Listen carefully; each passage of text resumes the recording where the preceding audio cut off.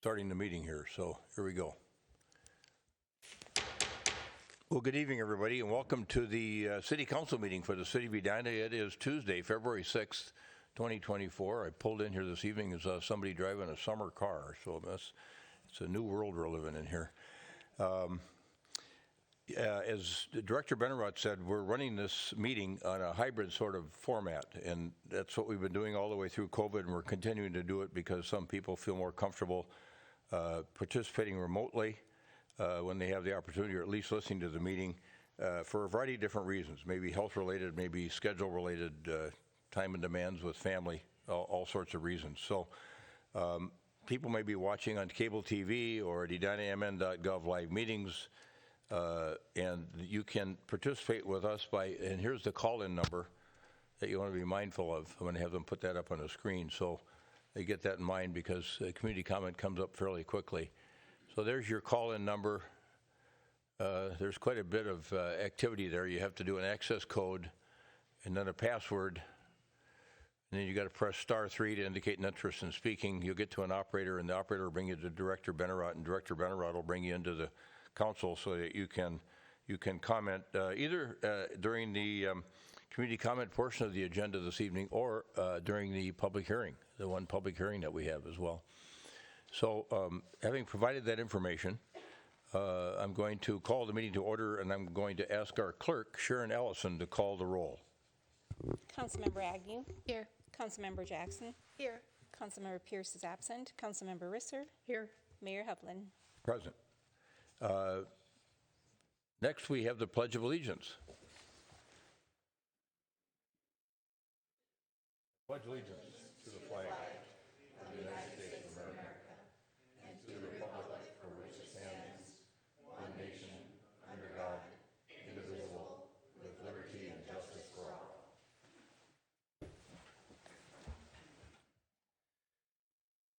We've got a form of agenda in front of us this evening. Is there anyone on the council or on a staff level that wishes to modify the meeting agenda? All right. Is there a motion to approve the meeting agenda as published? So moved. Is there a second? Second. All right. Got a motion by Member Jackson, second by Member, who do we want to choose? Toss up. Member Risser, to approve the meeting agenda. Any further discussion? All those in favor of approving the meeting agenda as published, say aye. Aye. Opposed? Carried. The meeting agenda is adopted. Now we are at community comment, but before we start with community comment, we've got a new assistant city manager, and we want to give our city manager, Scott Neal, a chance to introduce our new city manager who is with us this evening, our assistant city manager. Thank you, Your Honor. I want to introduce to the council and to the public Ari Lenz. Ari is our new assistant city manager. She's been here for a week and a half at this point, right? And if you want to come to the podium and just introduce yourself a little bit, Ari, that'd be great. Thank you.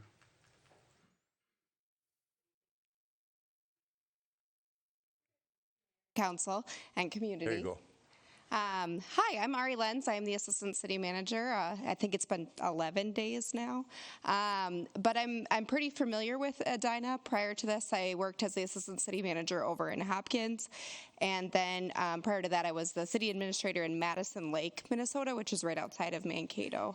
But way back when, I actually was a fellow here in Edina, and so that's one of the reasons that I've chosen to come back to the city, and I'm really excited to get to work with a lot of the residents that are the same residents and community members and staff, and Edina has an excellent reputation. As far as being the assistant city manager, we probably are kind of behind the scenes most of the time, but I wanted to let the community know the type of work that we're working on. And so I oversee special projects, the elections team and the clerk's division, our equity work, and also overseeing our community engagement work as well as special projects.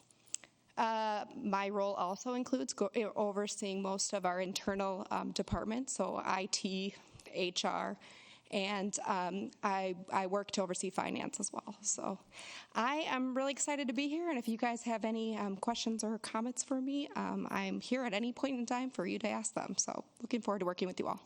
Well, we say welcome home. Thank you. And good luck.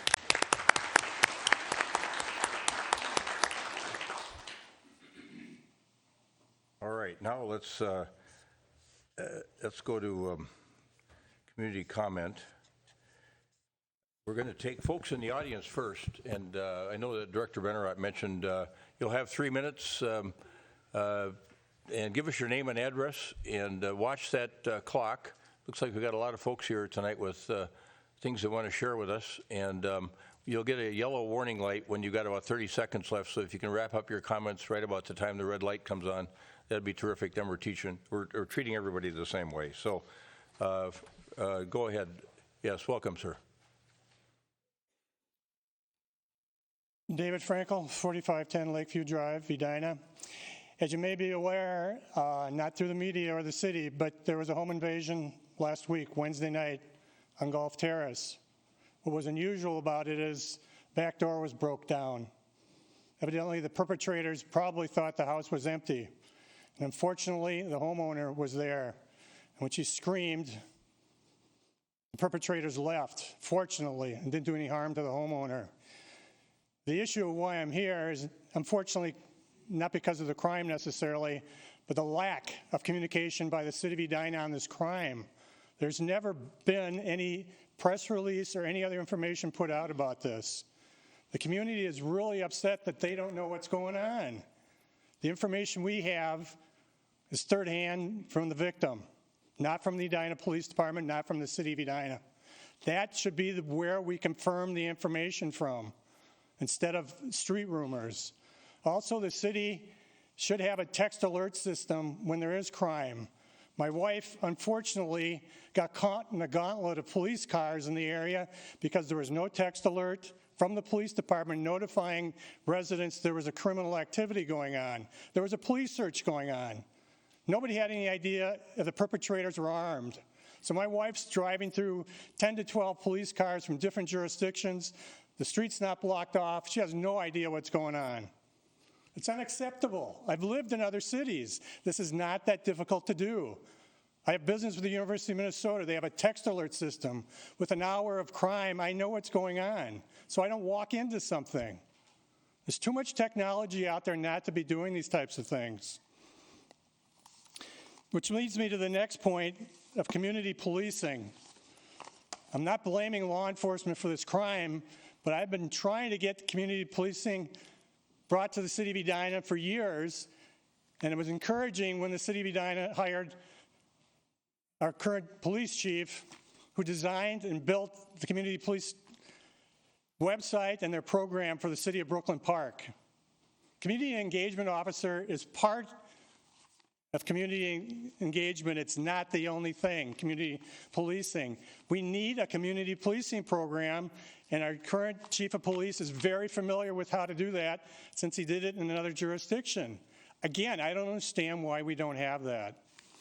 The press release that was sent out on Friday regarding multiple burglaries on Wednesday was vague, and it gave advice to go buy camera systems and other types of security measures. That's not the job of the police department on press releases. That's what's referred to as wash and repeat. You can send out that press release anytime there's a home invasion or a burglary. The community wants information. It's not that difficult. You can pick up the paper any day of the week and see an article about crime somewhere in the Twin Cities, unfortunately. But other communities put out information. There is nothing anywhere about this home invasion last week in Edina. Nothing. Nothing that points to it. Nothing at all. And why is that, City Manager Neal? Why is there you oversee the police department? There is nothing. Thank you, Mr. But Frankel. I'd like to just play for 1 second. I'll let you drift over the time already, Mr. Frankel. I just play this for 2 seconds. If fans in the stands are called the 12th man in football, the community could be considered the second man in policing. At least that's how Brooklyn Park's police chief sees the community's role in partnering with his police department. We can't do it alone, to be honest with you. It has to come as a community partnership in doing this work. And when we've seen it, it's been incredibly effective. Early plans to work with I am part of that community in Edina, and I'm not being asked to help. Thank you.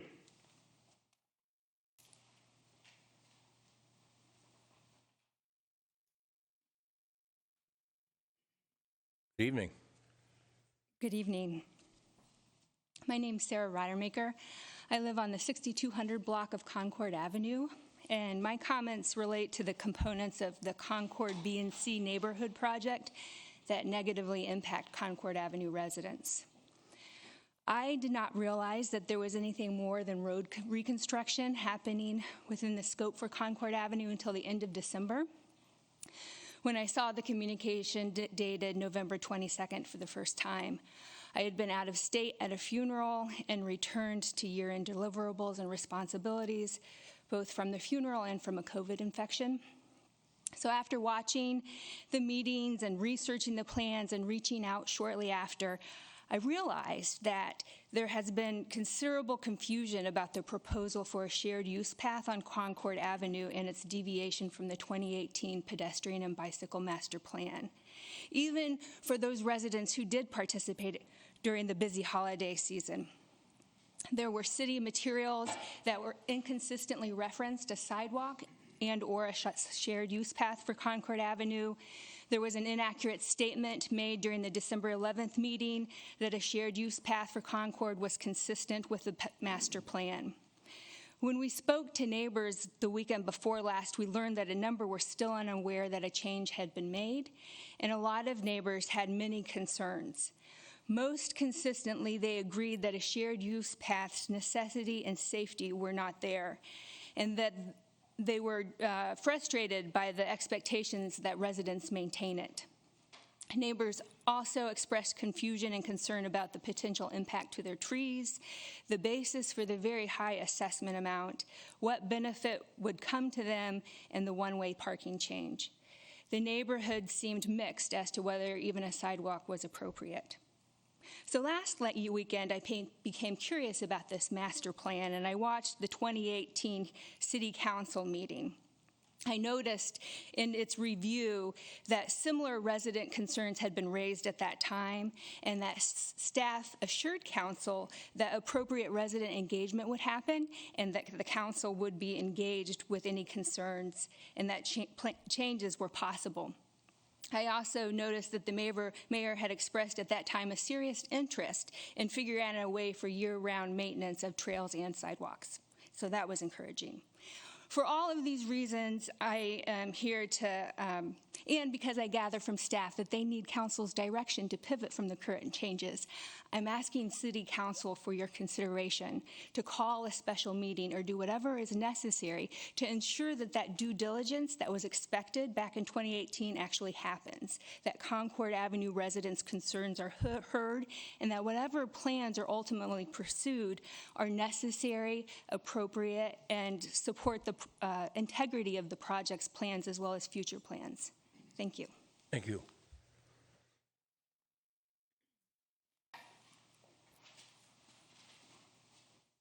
Hi, I am Rebecca Remick. I live at 5027 Wooddale Lane. I'm also the owner of City Homes, a residential construction company based out of Edina. I'm here to talk about the tree ordinance that was put in place a year ago.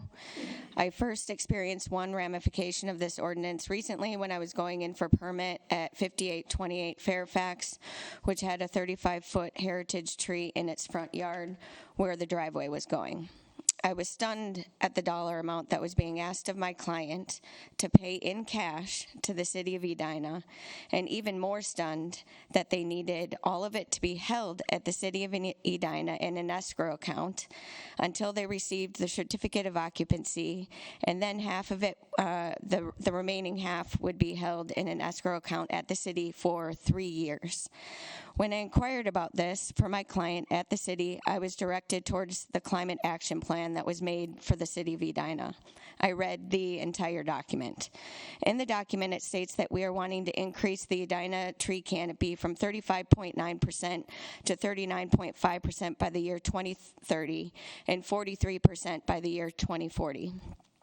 The tree ordinance was supposed to be put in place to increase our tree canopy by these percentages and by these years. However, the tree ordinance in its current form is very misguided because the tree ordinance is only for new construction and remodel permits in the city of Edina.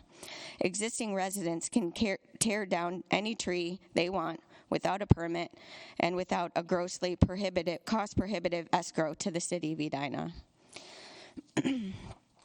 Around the same time that my client was going to have to put down $19,000 for one tree to the city of Edina to earn interest on for 3 years, a resident around the corner was tearing down 2 very large and very tall trees with way more tree canopy than the 35-foot tall pine tree. And I'll just show a picture. There you go. We got it. It shows 2 large, very large trees, huge tree canopy being torn down, taking away all the shade for the person across the street. Clear cutting this entire lot to look ridiculous and terrible. Just totally torn down. This is the tree with not anywhere near the tree canopy that is being, my client was going to be asked to put down $19,000 and be held at the city for 3 years. If the tree ordinance goal is to increase the tree canopy, the goal will never be reached in its current form. I have several other negative ramifications to point out, but I'll be sticking to my points for the time being and let others in the room make their points on the ordinance and how it is negatively affecting Edina residents.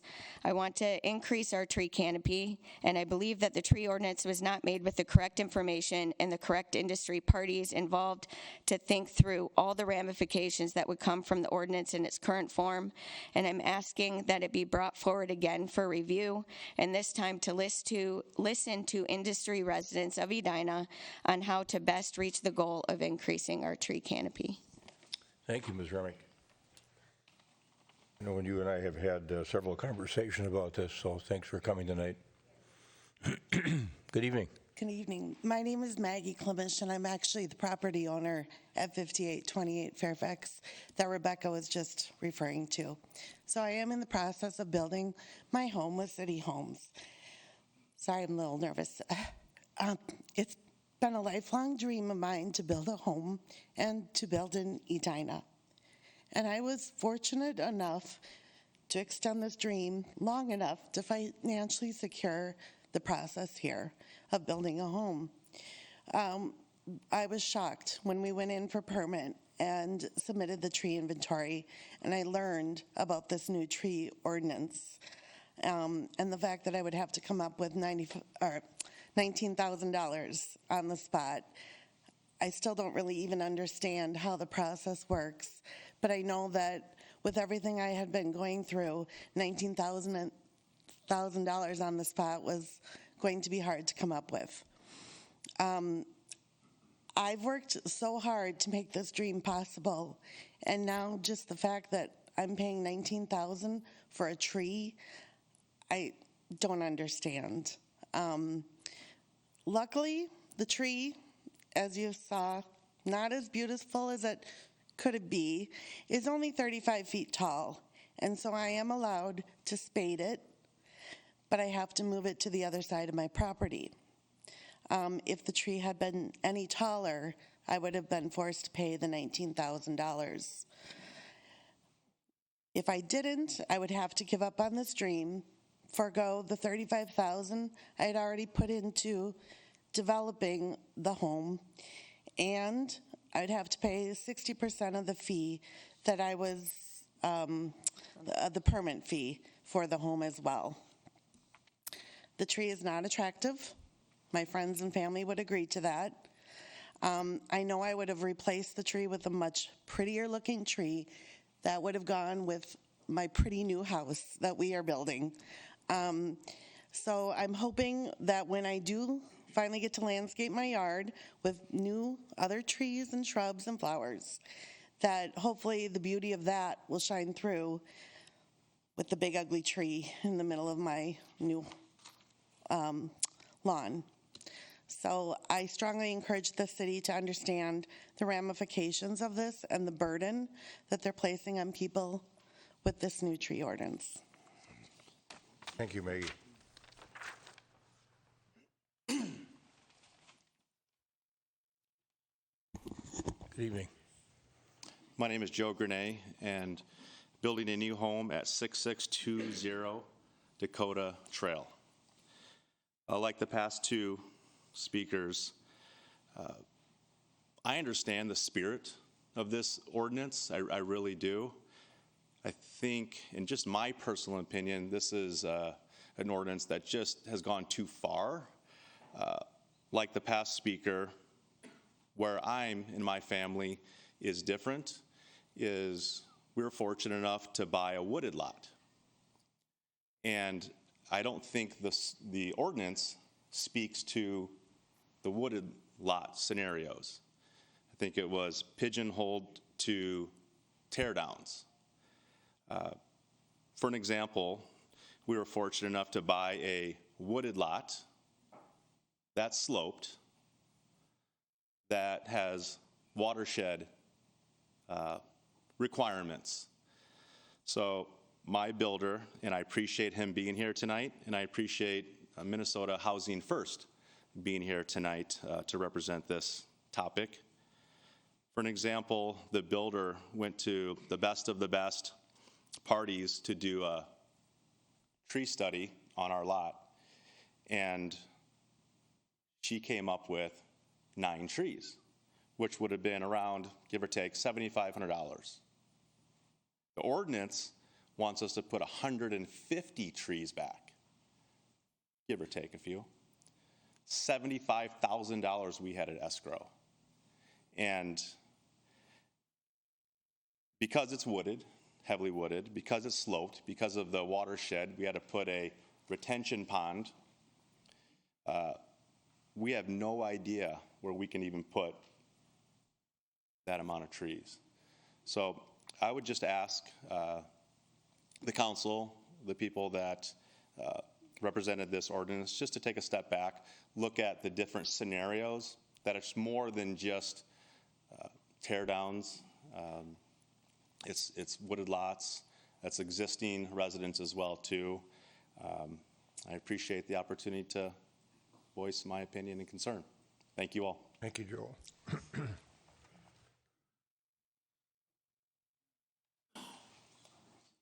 I'm Andy Turnbull, 5437 Halifax Lane. We'll be moving to 4705 West 44th Street in the not-too-distant future. My wife and I have lived on Halifax Lane since 1977, and in those almost 47 years, we've tried to be good stewards of our trees. We've removed dying and diseased trees, we've treated the healthy ones, and planted new ones. As we age, however, we're thinking about downsizing, perhaps with a lot that doesn't have quite such a steep driveway or such a big yard. And we were fortunate to have one fall into our lap on West 44th Street. We were equally fortunate to find a buyer for our current property on Halifax Lane. But that purchase was almost derailed when the buyers found out that they would have to pay a rather healthy fee for a heritage tree in our yard. Fortunately, the very old, very elderly, but very large cottonwood tree in our yard was not deemed to be a heritage tree, so they were able to escape that, and we were able to avoid the unenviable prospect of having 2 properties and only being able to afford one.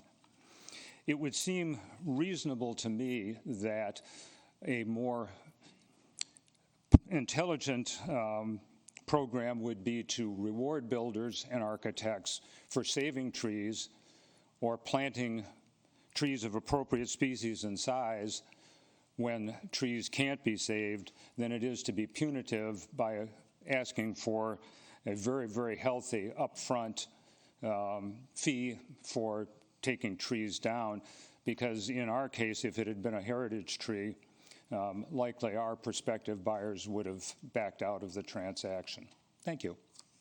Thank you, Mr. Turnbull. Good evening. I'm Holly Gillis. My husband and I are building a house at 6630 Dakota Trail. We were pretty far along in the process of working with an architect before kind of learning about the implications of the tree ordinance for our also completely wooded, like Christopher Columbus era trees, and there was a lot of them. And the city is currently holding about $100,000 in escrow for us, despite the language saying that a letter of credit may be used. That money is being held in an escrow account. And our builder has worked extensively with the city, as well as other partners, including representatives of other watershed areas who work with the University of Minnesota, who have said that a total of 8 trees can be replanted in our lot based on the size requirements laid out in the ordinance. So, for example, the size of those trees needs to be between 3.5 and 4 inches around their base, so you're not going to find that at your standard nursery.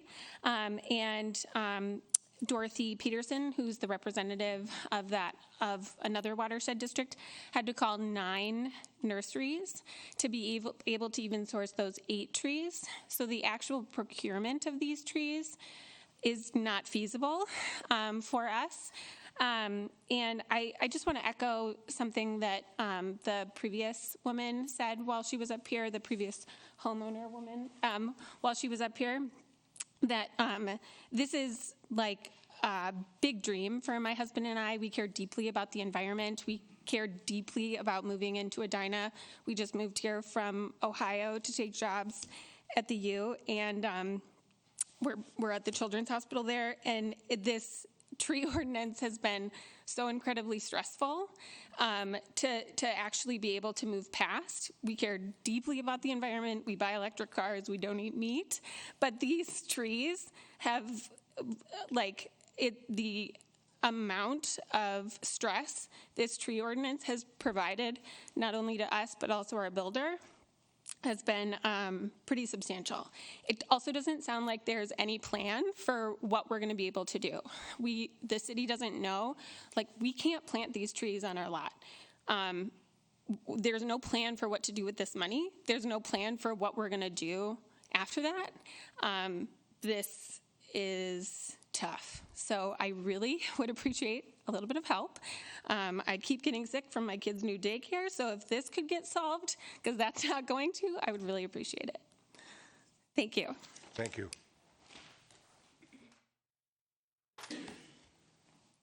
Hi, my name's Jim Evans, and I live with my wife at 6232 Concord Avenue, and just here to kind of support our neighbors in the Concord B and C reconstruction plans. We just recently returned from a trip and have lived at the residence for 25 years, but wasn't really aware of some of the plans and stuff that were in place, or some of the changes to the plans.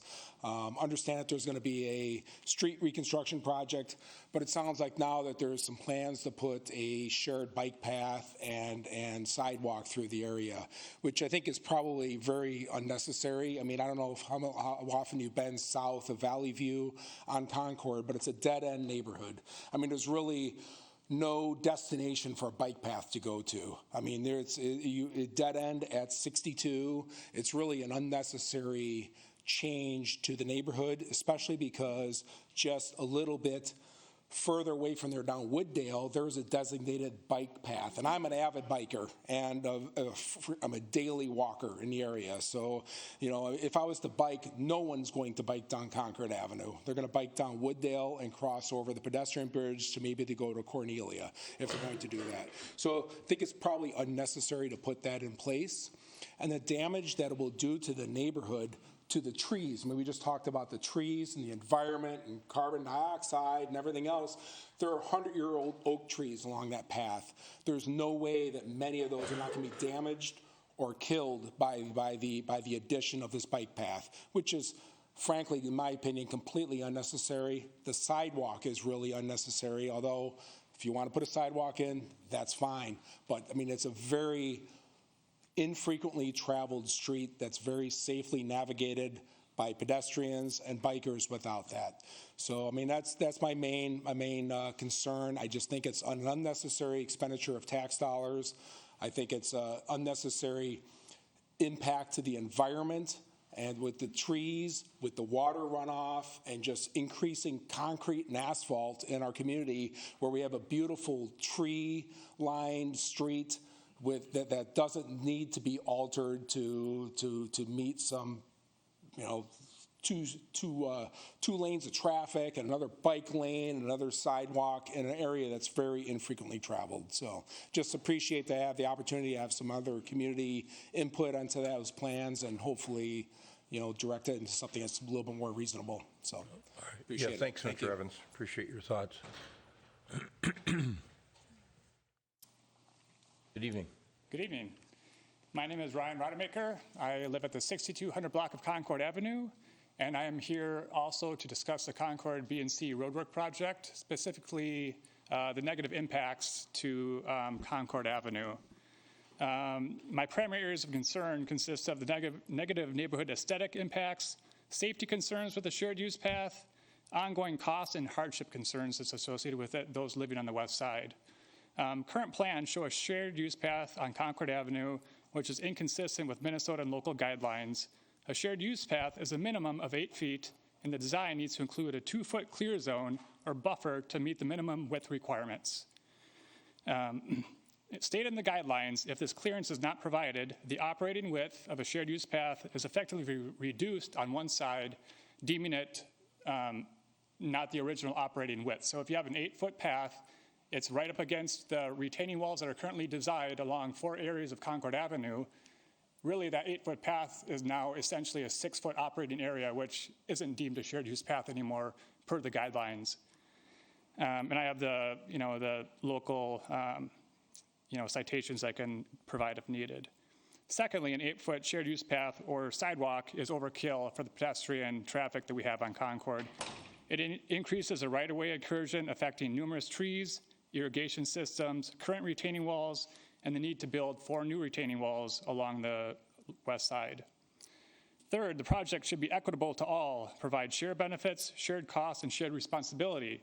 Current plans requiring 13 residents out of 166 in the impacted area to have to maintain that strip of sidewalk for the rest of their lives is not equitable by any regard. The cost increase for the city maintenance for this, it seems like would be very minimal. Right now, the plows or whatever would be going down Wooddale across 64th, and naturally, you would think most easily accessible right up Concord Avenue. Fourth, I'm not really sure why the cost and physical impact wouldn't have been clearly identified and compared from the original Wooddale proposed plan to the impacts that are seen and the cost that's seen with this new 64th Street and Concord shared use increase or addition. We have, I figured it at home, it's a lot of square foot of sidewalk that we're adding in that was not already there. And then really the feasibility of Wooddale Avenue, I hear that there's width constraints, right-of-ways, smaller right-of-ways. But when I looked at the, and I don't know if you'll be able to see this or not, but when I look at Wooddale, I don't know, let's see here. It's real small, but if you look at Wooddale from Garrison to Valley View Lane, right now we have parking that's designated in there. The plans from December 11th, there wasn't parking. We get rid of that parking spot, we have ample room for the 8-foot shared use path. Similarly, on Wooddale Avenue from Nancy Lane to Garrison, right here you can't see it, but it says 6.5 shared bike and pedestrian lane, or shared bike and car lane. The plan is increasing that a foot in each direction. Yet we have 6 feet here. If we keep it consistent, we should be able to meet that 8 feet requirement. That's all I have to share there, but I really think that with what everybody said tonight, I feel like we need to take some action, get a better look at this, understand what the actual impacts and costs are from this, and whether or not we can live with this, or if it makes sense to stay as we are. Appreciate your time. Yes, thanks, Mr. Rademacher.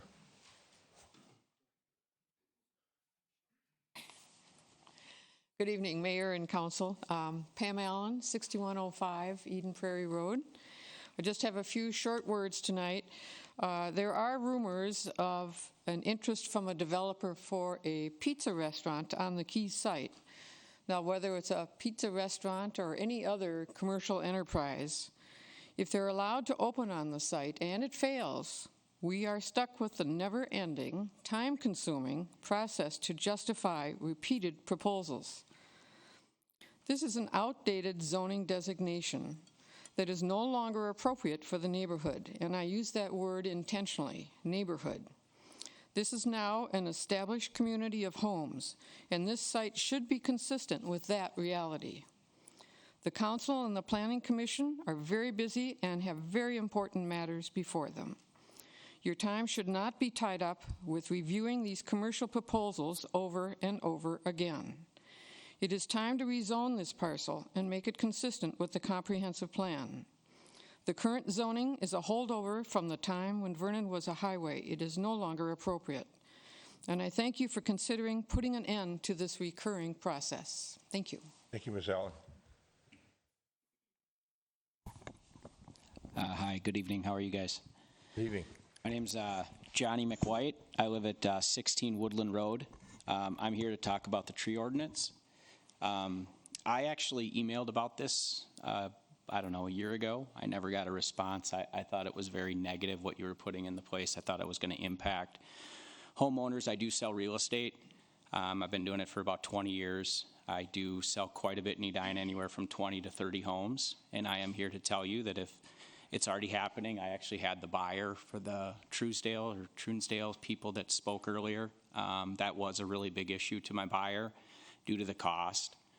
I'm all for trees. I live at 16 Woodland. House is built in 38. There's tons of oak trees, everything else. I just think what was put in place is just too far.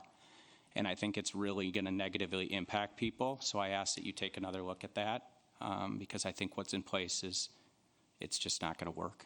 Thank you. Yeah, thanks, Mr. McWhite. Hi, good evening, Council. My name is Matthew Pepper. Like Ms. Allen, I live on Eden Prairie Road, 6004. We're immediately behind the old Kevin Keys Auto Shop. During the Green Drop discussion, there's a strong sentiment from both the Planning Commission and City Council that residential is a right long-term solution for this site. So I'm here today to ask you to not wait for the 2028 comprehensive plan process to make this happen. These last 2 years, we've had 2 proposals, and both were unanimously voted down by the Planning Commission. And the Green Drop, which was a fairly benign use of the site, was not even close to achieving the 4 City Council votes needed for an amendment. So let's do what we can now to avoid annual proposals counter to the long-term vision for the site. They take up staff resources. They require neighborhood engagement to engage. A city action that rezoned the property from PCD4 to PCD3 would conform to the comprehensive plan and support the local neighbors.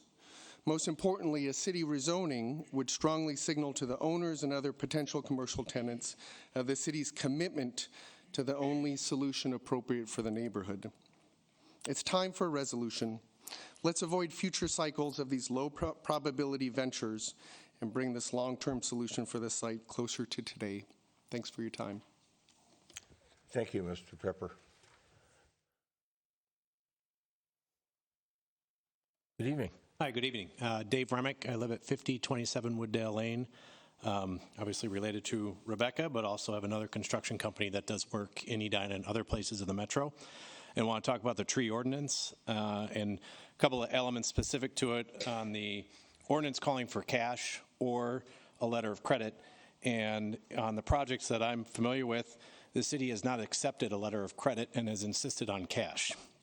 So questioning why, if the ordinance allows for a choice, that the city is only allowing cash for that. Who gets the interest on that cash when it's held in the escrow? Who benefits from that? And then is each escrow held separately for each property or each tree, or are they commingled? Because I think if you commingle the funds, that creates an issue that maybe the cash that was taken from one property owner is not going to be around if it needs to be used for other things. And then I guess if the city accepts letters of credit for many other things, why would it not accept it for this? So I guess in addition to the concerns I have with the general ordinance, there's very specific unintended consequences that I don't think were well thought through that can have a huge impact on somebody's ability to move forward with the project. And I'd like you to consider the whole ordinance, but also be specific on some of the elements that are in there that are not being enforced or followed by the city. Thank you. Thank you, Mr. Remick.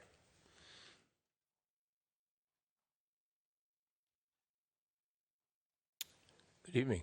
Hello, my name is Ben Ganji. about 8 years ago. We built at 5424 Oaklawn Avenue. Here to talk about the tree ordinance.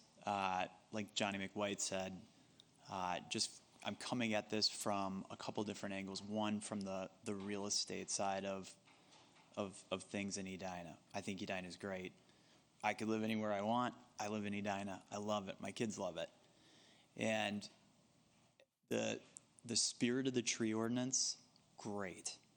But there needs to be some sort of framework that makes it easier for everybody to navigate. The compliance portion needs to be far easier. It is really hard to navigate. And I think from the dollars and cents, there needs to be some sort of cap that comes into play. Nobody should have to spend $100,000 to solve this problem. So considering some sort of cap, saying, hey, what is reasonable here? Is it 20,000? Is it whatever? I think there needs to just be a little bit more thought of that. I'm thinking about this in a bigger picture beyond the tree ordinance to long-term resale value and how people are going to look at our city in 2030, in 2040. And the reality is right now, we have a lack of inventory. We have a lack of new construction inventory. And if this is one of the pieces of the puzzle that inhibits that for future growth, we have a problem. Asking you to consider. Thank you. Yeah, very good. Thanks for your thoughts.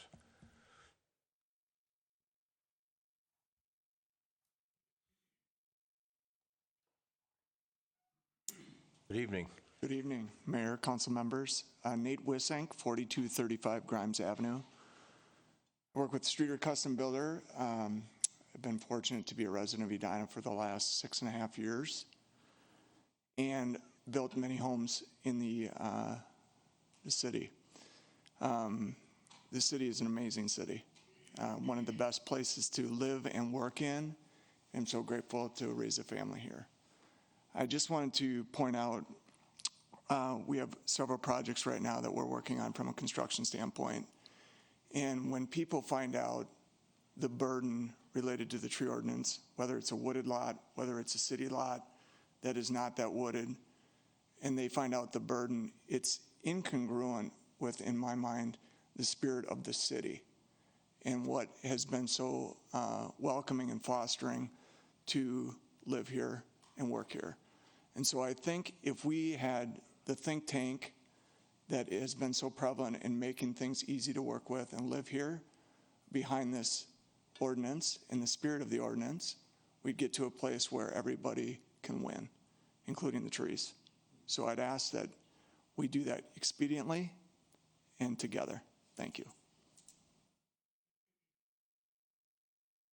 Thank you, Mr. Wissenk. We hadn't seen you for a few years. Thought you were traveling up here kind of reluctantly, but thought it was important to talk to us, so good to see you again. Anybody else on the tree ordinance? I know Ms. Remick has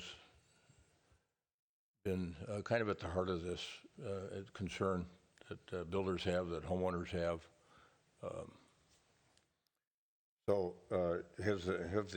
Ms. Remick, would you come back up for just a minute, please? I just wanted to ask you a quick question. Have you had conversations with some of your fellow builders or developers like Mr. Wissenk about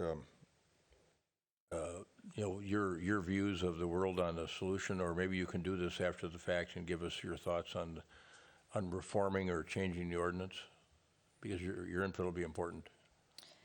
Yeah, if we have the ability to come to the table with whoever is, I had heard that we're at a year of the tree ordinance, so if we can, and it was going to be reevaluated, that's what it said in the climate action plan. So if, players that are out there and dealing with this could come to the table to talk about this, the 3 years is longer than the Minnesota state statute of warranties of the 1, 2, 10. I mean, the 1 and the 2, not the 10 for the structure and the foundation, but it's longer The warranty that we get from landscapers for the trees is a 1-year growth cycle. This goes beyond that. There's so many things in terms of there's so many people that have to, for this, that, or the other, sell their home before 3 years. How does that happen? What do you do about title? What do you do with the cash escrow being, how does that transfer? Bank loans. There's so many things that need to be thought out about this, so we need multiple people at the table. I would encourage a banker. I would encourage a lawyer. I would encourage a title person to come, a builder, and a resident. Let's get everybody to the table to bring up the issues that are at hand to come up with something that can work for everybody. And I just don't think all the ramifications were thought out when this was made. I think the Minneapolis Board of Realtors, too, I think. Correct. We've had conversations with them Mm-hmm. involved from the beginning, too. Yeah, thanks, Mr. McWhite. Okay, that's good. I think I would that's love good. to be at the good table. for now. Yeah. Okay. Well, when we get to end of the meeting on when we have a conversation about concerns of council members, and there may be some comment about this when we finish up here. But I don't know if you're going to stick around. But sometimes we postpone answering questions for 2 weeks because staff needs time to look at some things. Sometimes we're able to answer part or all of a statement or inquiry that same night. Mm-hmm. In fact, I'm going to talk a little bit later on about how we're going to modify our process a little bit so that we're a little bit more responsive than waiting 2 weeks to answer questions. So that sometimes it's just too long. So stand by if you can for a while, and if you can't, we'll let you know. But I think we'll have a conversation with this at the end of the meeting. Okay, sounds good. I can stay. Okay, Thanks. Thank you. All right, and thanks, folks, for all of you, regardless of what your issue was, whether it was a proposed roadway reconstruction project that you came to talk about with the council. We really appreciate you having the comfort level to come down here and visit with us and tell us what the issue is so that we can understand it thoroughly, and then we can visit with staff and figure out how we're going to address some of these issues. And I suspect with Concord B and C, we'll probably talk about that a little bit too this evening. But some of you may have schedule pressure and may need to leave, so we'll have to follow up with you after the fact. So, but we'll probably talk about that issue as well later on in the meeting. Now, is anybody else want to address the council on any matter of concern to them? I saw you. I didn't know if you were stretching or just getting poised to come up. My husband, Jim Evans, I'm 6232 Concord Avenue, and he was the speaker tonight. I'll be super and fast. Your name too, please. Molly Evans. Okay, thanks, Molly. And I guess I was just whispering in his ear. He said, "You should say that." I'm like, we were on vacation, got back, learned about everything happening on Concord Avenue, and I'm sitting here listening to the gobs of money people are paying to put trees in and save trees in certain areas of Edina, and we're looking at losing a lot of trees on our section of Edina, and I'm like, there's a little dichotomy here. So at the risk of sounding a little ignorant, I thought I'd just pop up and say we're tearing trees down for a path that a lot of people think are unnet, and not that we disagree with making our beautiful community even more beautiful and usable and all that, but I just think we need to have a further discussion, at least our little Concord neighborhood. Okay. So. I think anyway. a lot of us made a note on that comment about the trees, so Yeah, we'll explore that further. Yeah, all right. Thank All you right. so much. Thanks, Ms. Evans.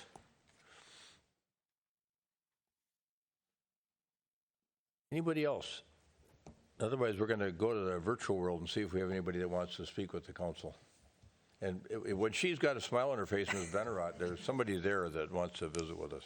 I do have someone on the line. Caller, as a reminder, if you would like to speak, you need to press *3 on your telephone keypad, the asterisk symbol, then the number 3. That will put you in to the queue to speak. That's *3. Still not seeing that signal. Okay. Perhaps the caller is just listening in tonight. No. All right. Very good. Let's move on then to the response of our city manager to community comments that were made in the prior meeting. And maybe this would be a good time to discuss that new process. I'm going to ask Director Benarott to describe the conversation that the city manager and she and I had about this issue of speeding up our responses. But in the meantime, City Manager Neal, you have some comments, I think, with regard to some responses with regard to comments that were made at the prior meeting. Thank you, Your Honor. I don't. There were no comments made at the January 16th. I had this vague recollection. Well, maybe it's just a general recollection that there usually are some. So, all right, very good. Director Benarott, let's talk about this idea that we've got about trying to be not always waiting 2 weeks to get information back to the community on inquiries that were made during community comment at a city council meeting. Sure. As I've observed community comment over the last year or so, there's two things that struck me as areas of opportunity. One is response time. I think it's possible some of our residents are frustrated when they have to wait 2 weeks for an answer. The other thing that I've observed is sometimes the response that we give 2 weeks later is summarized. It's really brief, and I think some residents are looking for a more complete answer. It's difficult to do that in your council meeting because you have a full agenda. One of the things that we talked about recently was this idea of posting responses to questions made during community comment on our city website no later than the Friday after a meeting. So on your screen, you see a draft of that web page that we've set up. We did not have a question at the last meeting, so the question you see there about how to participate is a phony question with a real answer, though, just so you see what that looks like. But I'm not sure this is going to solve all of that, but I think it's important that we try new things to try to be more responsive and give more complete information where we can. So that's what we wanted to show you tonight. And Yeah, sort of get very some good. I feedback. think it was good timing from an agenda standpoint to talk about this change in our response time. I think it'll help. It'll help a great deal. I should have asked staff with respect to the comments we heard from some of our residents this evening on a variety of different topics, whether it was policing, community policing, notification of the public on criminal activity, or Concord BNC, or the Kevin Keys project, or the tree ordinance. Is there anything that anybody wanted to talk about this evening, Manager Neal, or do you want to hold off on? I think we are better served by holding off, taking a chance or taking an opportunity to research whatever the question is and provide an accurate response. We can make a guess on a lot of these things tonight, but backing off of a guess is kind of difficult as well in a public conversation. So taking a moment, figuring out what the real answer is and providing that in a couple of days, I think is best serves the council, best serves staff. Good. I'm wondering, in fairness to Director Milner on Concord BNC, he hadn't planned on talking about that tonight, so I think we need to think that through and maybe have a conversation about that at the end of the meeting. Same with the tree ordinance. It's very complex. Yep. A lot of what you heard here tonight is reality. There's additional information and reality that we would like to share with you about that tree ordinance as well before we make policy changes to it. But we are at a time during that discussion where we are taking input from it. We've had a direct meeting with Ms. Remick actually about this. We have it coming up on our redevelopment, our ERCATs, the redevelopment class that we run. We'll take more input, and we'll take this input tonight too. Well, I think my understanding is that this is an issue that's been out there, and you have been discussing it internally. So at least you can provide that level of information tonight. But nonetheless, there's an ordinance in place, and so for someone like our arborist, he's duty bound to follow that ordinance. So, He is. Yeah. Okay, so let's have that conversation in a little bit more detail at the end of the meeting. We've got a consent agenda in front of us this evening, and or part of the agenda involves consent items, and I think Member Risser was at item G, 6G. that you wanted to Yes. remove for further discussion. And so, with the exception of item 6G, is there a motion to adopt the balance of the items on the consent agenda in a single motion? So moved. Member Jackson moves. Second. Member Agnew seconds the adoption of the items on the consent agenda with the exception of item 6G. Any further discussion? All those in favor of adoption of the motion as stated say aye. Aye. Opposed? Carried. The items on the consent agenda are adopted with the exception of item 6G, and we will now turn to Member Risser, who has some, I think she's looking for greater clarity with regard to what this agreement means or what it's intended to do. So, Member Risser. Yes, thank you. And maybe we could get this up on the screen so people watching could see. I'm particularly concerned. This is a cooperative agreement between the City of Edina and 4620 LLC, the developer. And this is something that I really feel strongly we need to get absolutely right because it pertains to the Fred Richards access roads, which are needed in order for the Fred Richards project to really be accessible to residents of Edina who may be traveling to the park in a vehicle. And so what is concerning to me is as I go down, and here at the very top you see who the agreement is with, and then as we scroll down and we look at the images, what I'm seeing is the 4620 LLC surrounded in blue, but the actual right-of-way is with a different property owner. And so this raised a lot of questions in my head. I'm also wondering, I looked at an agreement from 2022 that indicated before building permit was allowed, we would have already filed the easement with Hennepin County, and my understanding is there are no easements that have been filed with Hennepin County, or maybe there are. So more information is really appreciated. Thank you. No problem. Councilmember Risser, I can start, and then maybe we'll have Mr. Teague or Mr. Kendall chime in on the legal or the planning side. But developer or property owner came in for a project. The blue areas you see here. The one on the left was called the Fred. That was the first phase. The second phase came in and they wanted to do some things that impacted 4600, the orange block. So he said, if we start to impact multiple properties there, we have a master plan for the Fred and we want this access road. That was a big community engagement process that developed that plan and showed this access right where it is in that green box. So that's where we conditioned, and the ordinance or the resolution from October of 2022, final approvals had a condition in there to provide this easement. That easement is with Hillcrest, they're the owners. The LLC on this agreement is for the Finch project now, just related to stormwater management of that access road to the front.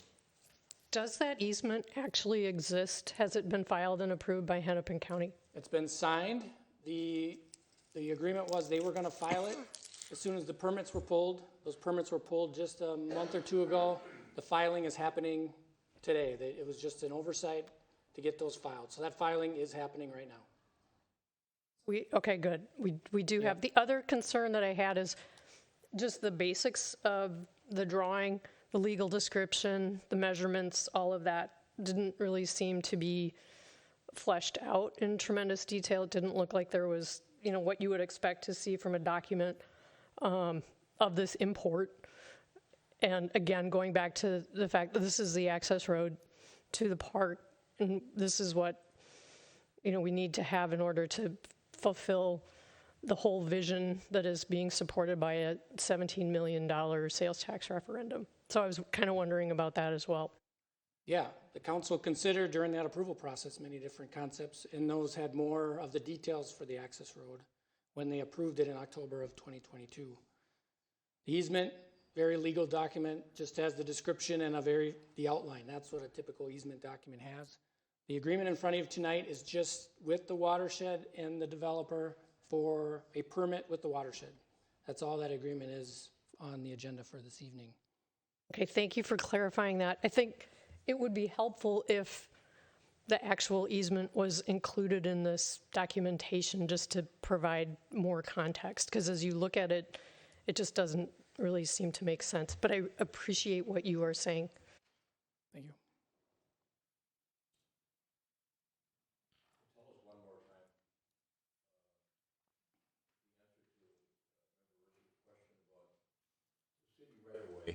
serves as the park access road. That's in green. And the Hillcrest Development Company owns the properties immediately to the east and west of the city right-of-way or the park access road. Correct. But the agreement isn't between the owner of that property and the city. It's between a property owner that owns a property to the west.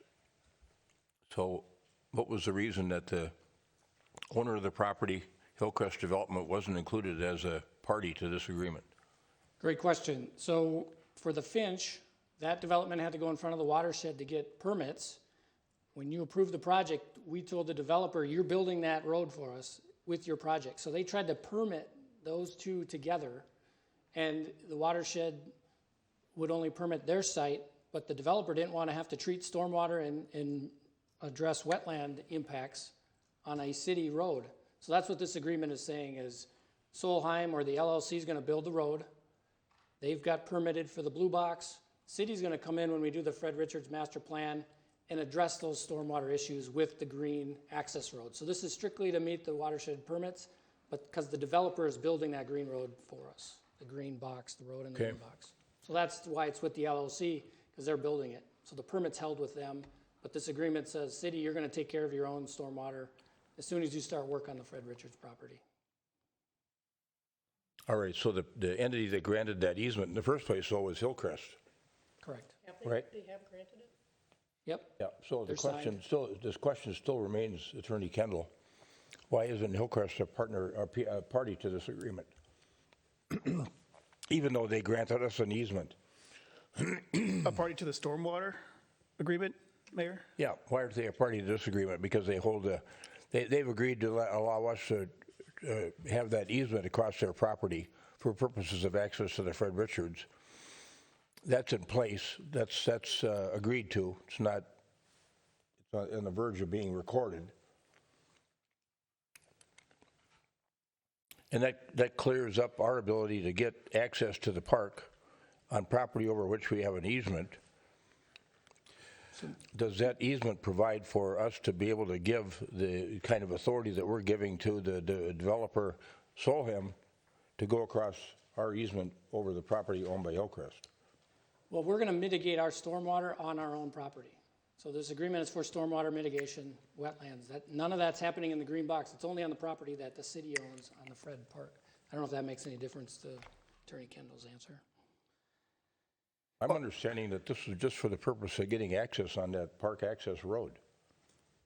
Well, this agreement, Mayor, is just for the stormwater mitigation. And so you don't have in front of you, and it's not up on the screen, the separate easement, which has already been executed by multiple parties, just not recorded yet because we had an agreement with the developer for their title company to record that upon issuance of the permit. Apparently that didn't get done, but it still will get done. So this agreement that you've got up on the screen in front of you is not for the purpose of providing access. This is for the purpose of stormwater mitigation. You could look at the separate agreement, easement agreement for the access, and there's multiple parties to that, including Pentagon North and 4620 LLC. And we did the title work at the time those were executed to ensure that all the necessary parties executed that easement. And I believe that easement was in front of the council June of 2023. It was approved by Mayor the signed council. and It just hasn't been Neal recorded signed, yet. so Yeah, that's no, I when we don't signed have a problem with any of that. I'm still trying to fully understand if it's a stormwater mitigation issue. Are you saying that they need to use equipment to get in there on the park access road to be able to do that stormwater mitigation? No. Otherwise, what's the purpose of the Exhibit A? It was just to show that they're two different parcels, two different work areas, and the city has to take care of their permitting in that green box as a separate project in the future when the Fred Richards construction starts. Even though Solheim is building it, or the LLC is building it now. This has triggered some further questions from Member Risser and Member Jackson. Member Jackson, go ahead. Thank you, Mr. Mayor. So this is an agreement for the water that's going to be in the green box, that we're responsible for mitigating the water, the stormwater that's going to be in the green box. Correct. Okay. That was my question. Thank you. Water and wetland impacts. Correct. And without this, Solheim would have to be responsible for the water, and we're like, no, this is our land, and we're going to be responsible Yep, for the water. okay. And that's why we need this agreement. Exactly. Okay, thank you. Thank you. Thank you, Member Jackson.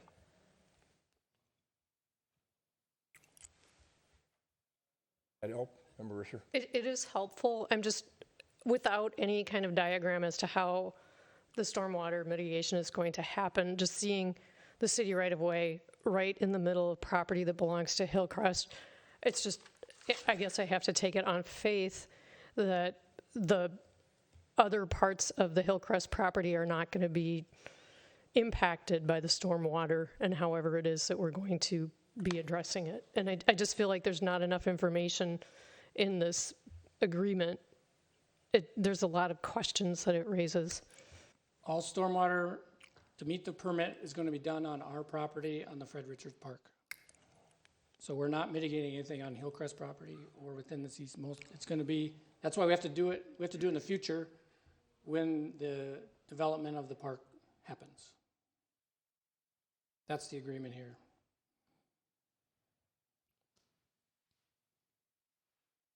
All right, well, I understand it now.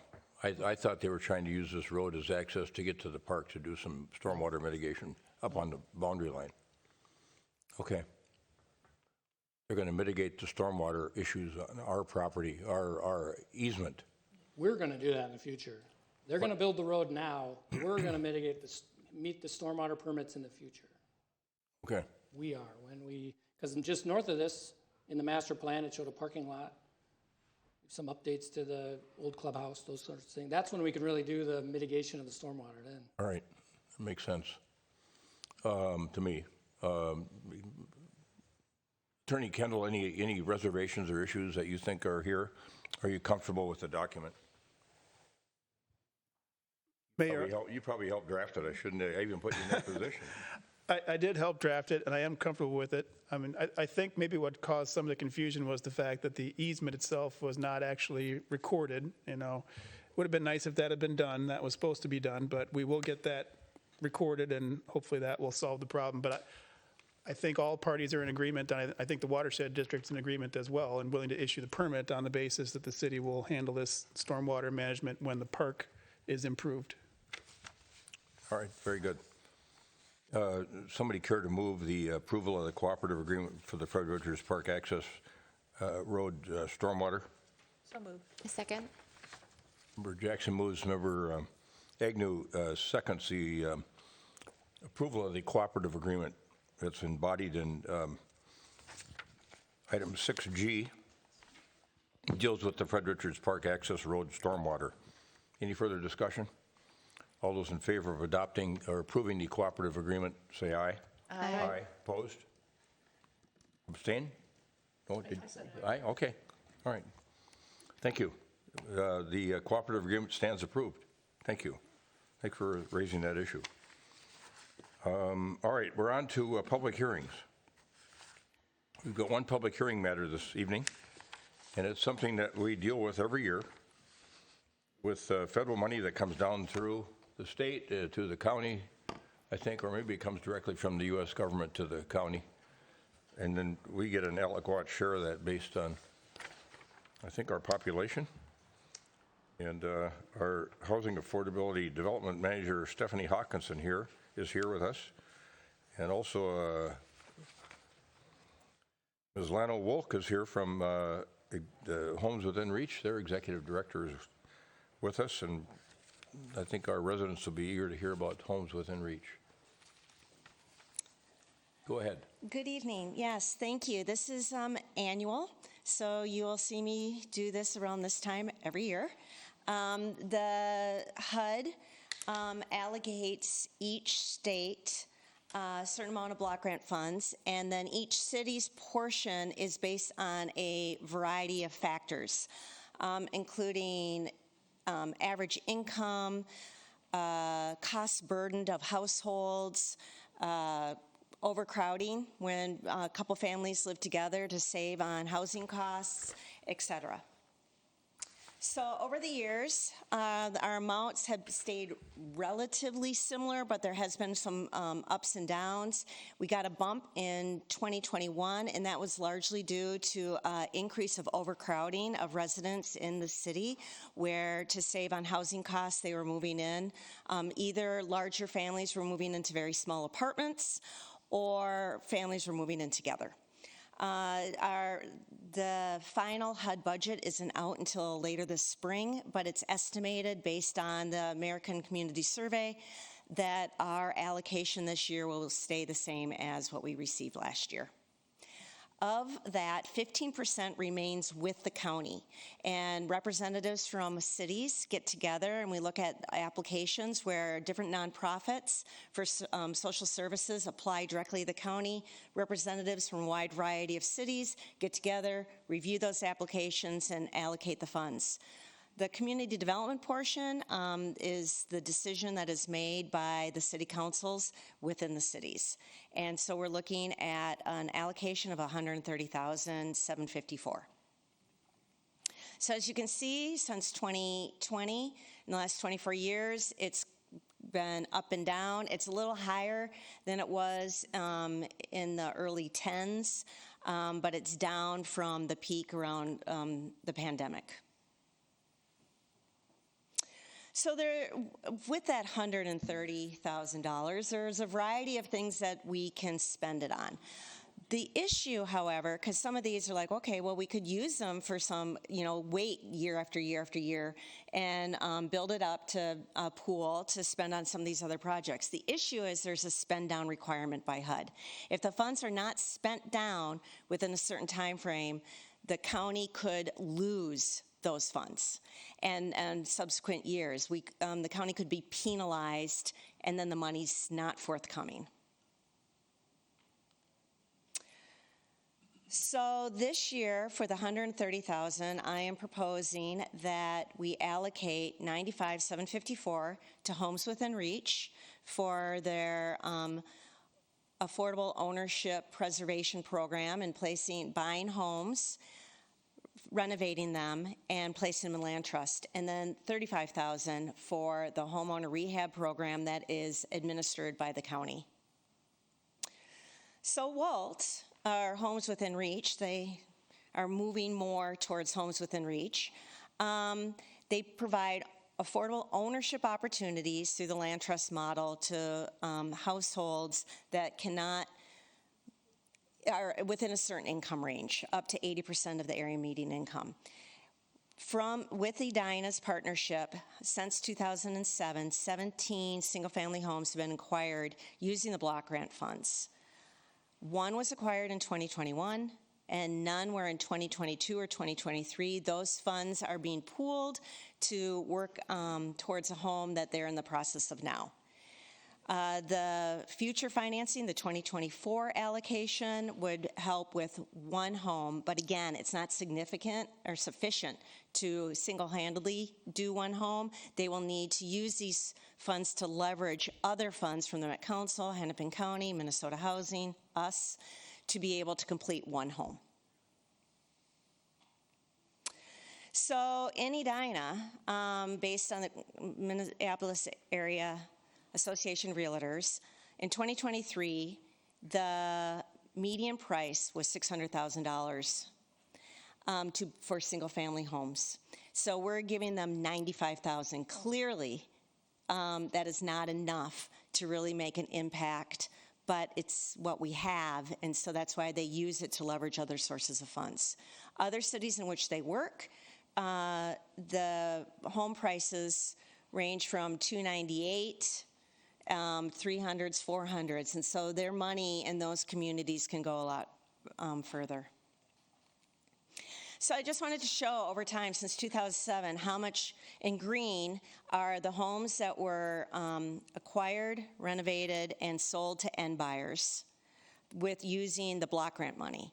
And you can see in 2021, 22, and 23, the numbers increased dramatically. And that is because we allocated, the HRA awarded affordable housing trust funds to the program to be able to really build up that preservation of affordable homes. They have enough money left in that to do just a couple more homes. And then that pool of money is down to about $1 million. That's all we have left, and that's the buy-in money. So cumulative, these are the number of homes preserved since 2007. It's about 27 homes. And that includes the homes that were available using the Affordable Housing Trust Funds. And these are some of their buyers. These are not pictures of their actual buyers. But these are the types of industries that the buyers in this program that have been served with this funding in this program.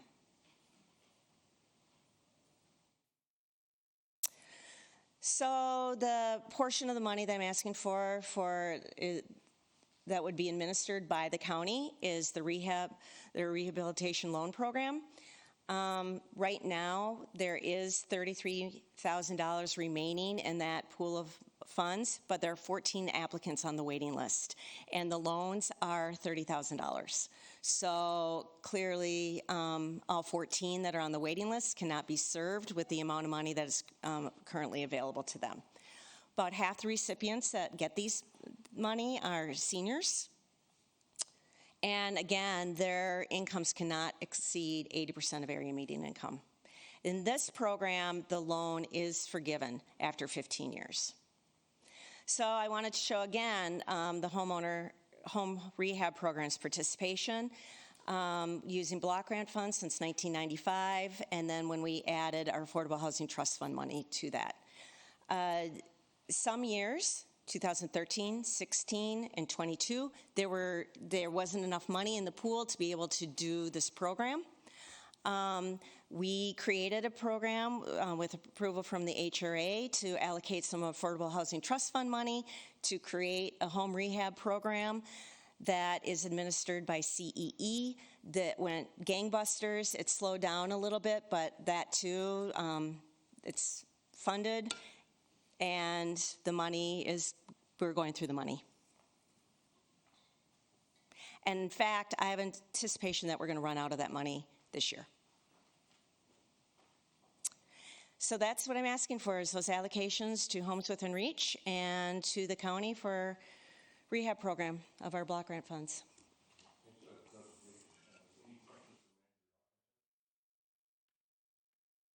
Do you have anybody else you'd like to make a presentation?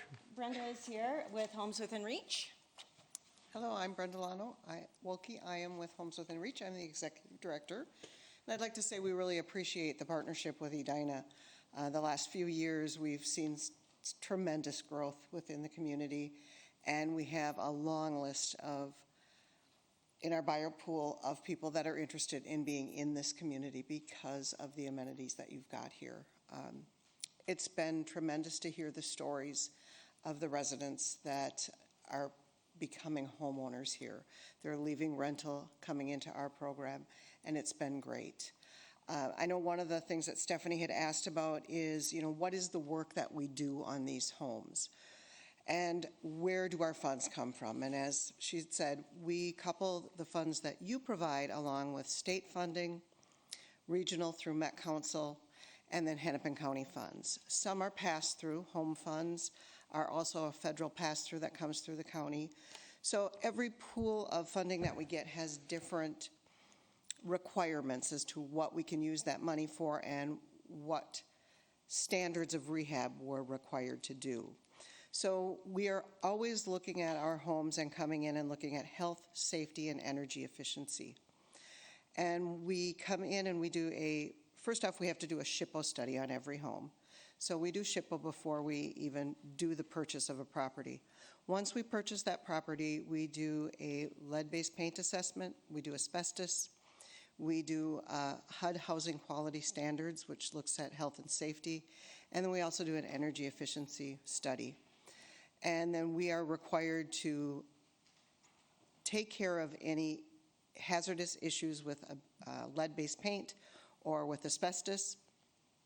In terms of that energy audit, when we do that, we're required to do what's called a HERS rating. It's a home energy rating assessment. And if you look at a new home, it comes in at usually about 100, because we're buying a lot of older homes that were built in the 40s and the 50s. Typically, they come in with about 150 to 126 score. And because of our funding through the state, we're required to be better than new construction. So we need to get at least an 85 or lower. So the lower the score, the more energy efficient that house is. Councilmember Jackson had come into our home that we redid on Jefferson, and we couldn't even do an initial audit on that because the back walls were just plywooded shut. But when that was completed, the HERS rating was 55. So it's an extremely energy efficient home for our homeowner to have. Our goal is, once our home buyers are in these homes, that within the first 5 to 7 years, they shouldn't have any big, major repairs to do, because we've addressed that. That's really what our program is, what it's all about. If you've got questions, I'm here to answer. Questions for Ms. Lano-Wolk? I think this is a chance, too, for you to explain to people who might be watching or still here at the meeting this evening how your model works, you know? Sure. So that people can understand, oh, okay, somebody that's 80% or less on area median income is buying a house in a town where the average price is $600,000. How does that work, you know? So we use what's called the community land trust model, and in a simple term, we take title of the land and just sell the structure. So our homeowner has to be qualified to get a mortgage. They have to have a good income, they have to have a steady income, they have to have a good credit rating, because we don't provide the mortgages. They have to go out in the traditional market and get a mortgage for the home. But what we do is we lease the land back to them. And in all essence, the homes look like every other house on the neighborhood. They are traditional home ownership. They have all the rights and responsibilities of home maintenance, home repair, taking care of the lawn. Everything is written into the ground lease that makes them responsible. They have not only the responsibility to take care of that property, but also the enjoyment of having it and being a homeowner, and not having us there to be their big brother. But we are there to be their partner. So we're there for that homeowner throughout the tenure of their home ownership to help them if they have problems, if they have repairs that happen. We're there as a resource to help guide them. We keep the home permanently affordable through that ground lease model by securing that land. That is protecting that public and private investment that we're putting into the property. It's a shared equity model of home ownership, so when they go to sell, they have agreed, when they purchase the home, to sell to someone like themselves, someone at 80% AMI or below. We have the first right of refusal. Oftentimes we don't have to use that, but as a good community partner, if we find a home that maybe a homeowner has struggled and they have had deferred maintenance, we will buy that back and address the issues to sell it to the next homeowner. The shared equity model allows them to get whatever they put into that home. So their down payment, any forgivable down payment assistance that they had, they're going to get that back when they go to sell. They're going to get back anything they've paid down on their mortgage. And then in our model, they get 35% of the increase in value of that structure based upon a fee simple appraisal. So when they buy the home, there's a fee simple appraisal done. When they go to sell, there's a fee simple appraisal. So I've been doing this work since 2009, and in all the years that I've done this, most CLT homeowners, when they go to sell, do walk away with a profit. They do get the benefit of wealth. And what we have to remember is, if not for this model, they wouldn't be a homeowner here in Edina. They would be a renter. And when they left that rental, they would be getting nothing. They also have the benefit, if they income qualify, to get their property tax refunds. So it's really a true model. Very that good works. explanation. Thank you for that. Did that prompt anyone on the council to ask Ms. Lano-Wolk further questions or make further comment or inquiry? Member Jackson? Yes, thank you. So I think the one question I had when I was preparing for this is, it's not a very large amount of money, but when we give money into this program, you're able to pull money from other sources to then work towards buying one of these homes. And so the money that we give to you into the land trust will be for a home here in Edina, correct? Correct. Yeah, and so even though it isn't very much, it's a step forward to achieving that home It allows ownership. us to leverage money from the other sources. Okay, terrific, thank you. Thank you. Thank you. Manager Hawkinson, your desire is that the motion tonight leave the public hearing open until February 11th and then continue the action on the item of February 2024 City Council meeting. We're going to take some public testimony, but I just want to make sure we understood the motion that you asked us to at some point this evening adopt. Mayor, that is correct. I will be back on the 20th to seek a motion to approve. All right. This is a public hearing matter, and if anyone wishes to testify, I'm going to open it up now for public testimony. If anyone wishes to testify regarding the proposed expenditure of these CDBG grant funds, please feel free to come forward and comment. Right, I don't see anybody coming forward. I don't hear anything from anybody that they are on their way coming forward. In chambers here. Is there anyone online that wishes to comment? I still have a caller. Caller, if you'd like to testify in this public hearing, please press *3 on your telephone keypad.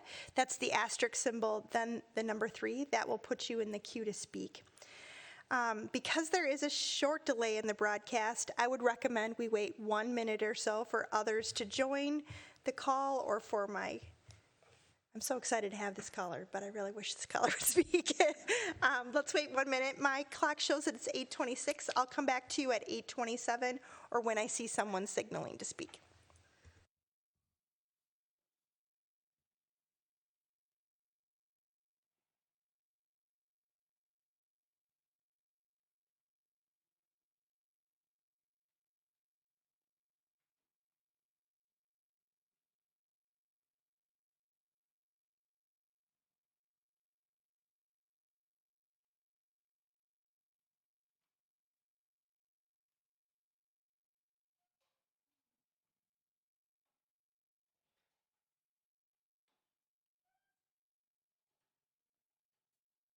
It is now 8:27 and I still don't have a signal, so I think it's safe for you to move forward with the agenda. All right, thank you, Director Benrot.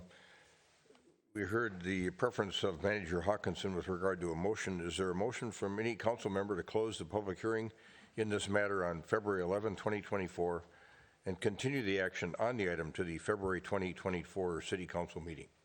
So moved. Second. Motion by Member Jackson, second by Member Agnew. I just blanked out there. Member Agnew. I don't know why. Motion by Member Jackson, second by Member Agnew, to close the public hearing on February 11, 2024, and continue the action item to February 2024 City Council meeting. Any further discussion on the motion as stated? All those in favor of adoption of the motion stated say aye. Aye. Aye. Opposed? Carried. Motion's approved. Matter will stay open until February 11, 2024 for public input, and then we'll take up the matter on February 20.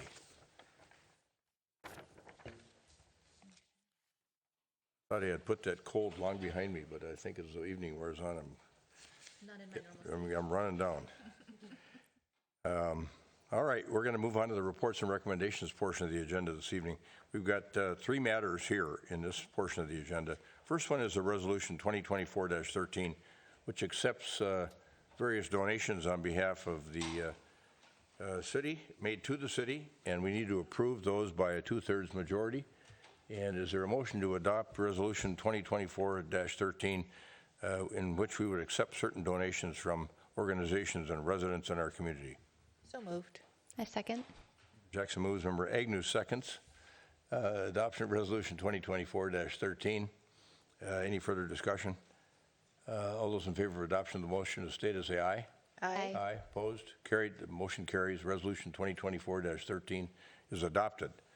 All right, and this reporting period, the Edina Arts Center got a very generous gift from the Michelle and Andy Herring Family Fund at the Minneapolis Foundation of $1,000 for general use.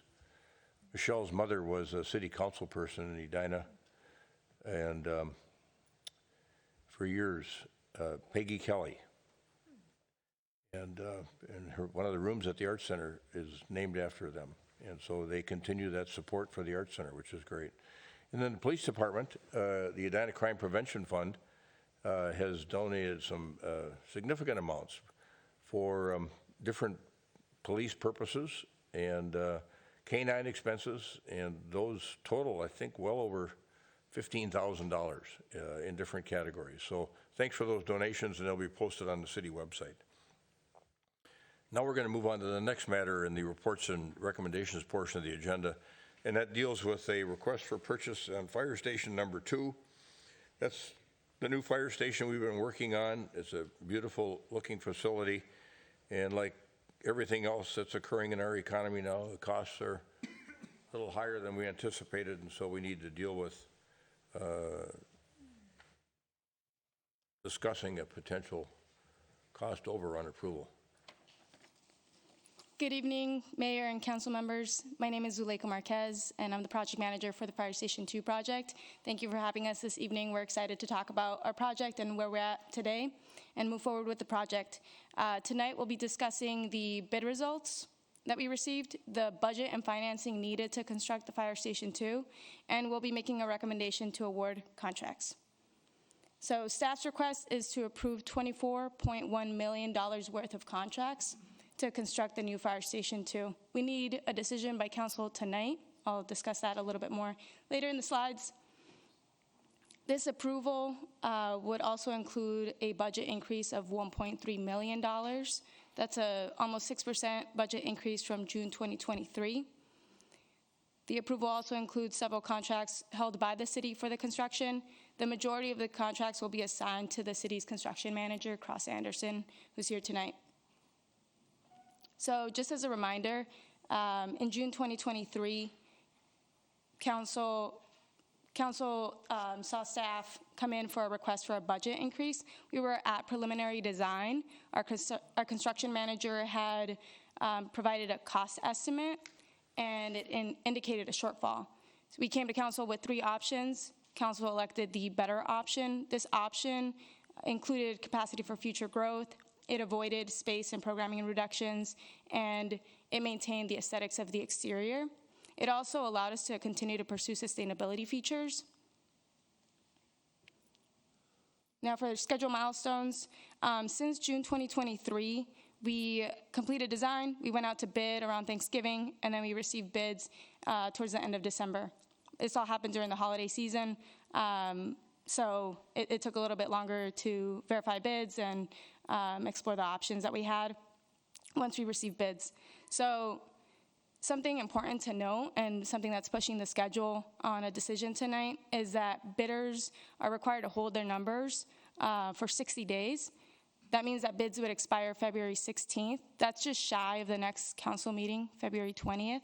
So that's why it's important for council to make a decision tonight on awarding contracts, because if we move past that February 16th date, there's a possibility that bidders would withdraw their bids or modify the bids to increase costs to the project.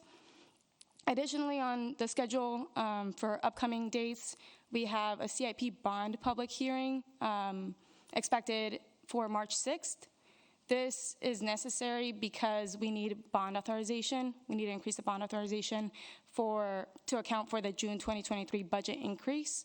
And then the decision tonight on awarding contracts would also be discussed at that March 6th CIP bond hearing if it is approved. If we are approved, we'd be starting construction this spring, and we'd be completing construction in August 2025 for a move-in. So just a little bit more of a reminder on the budget and the progression there. In 2021, we had an estimate for the Fire Station 2 construction. We went out to bond for that in 2022. That was for a total of $39 million. Those were based on estimates. It included a $20 million estimate for construction.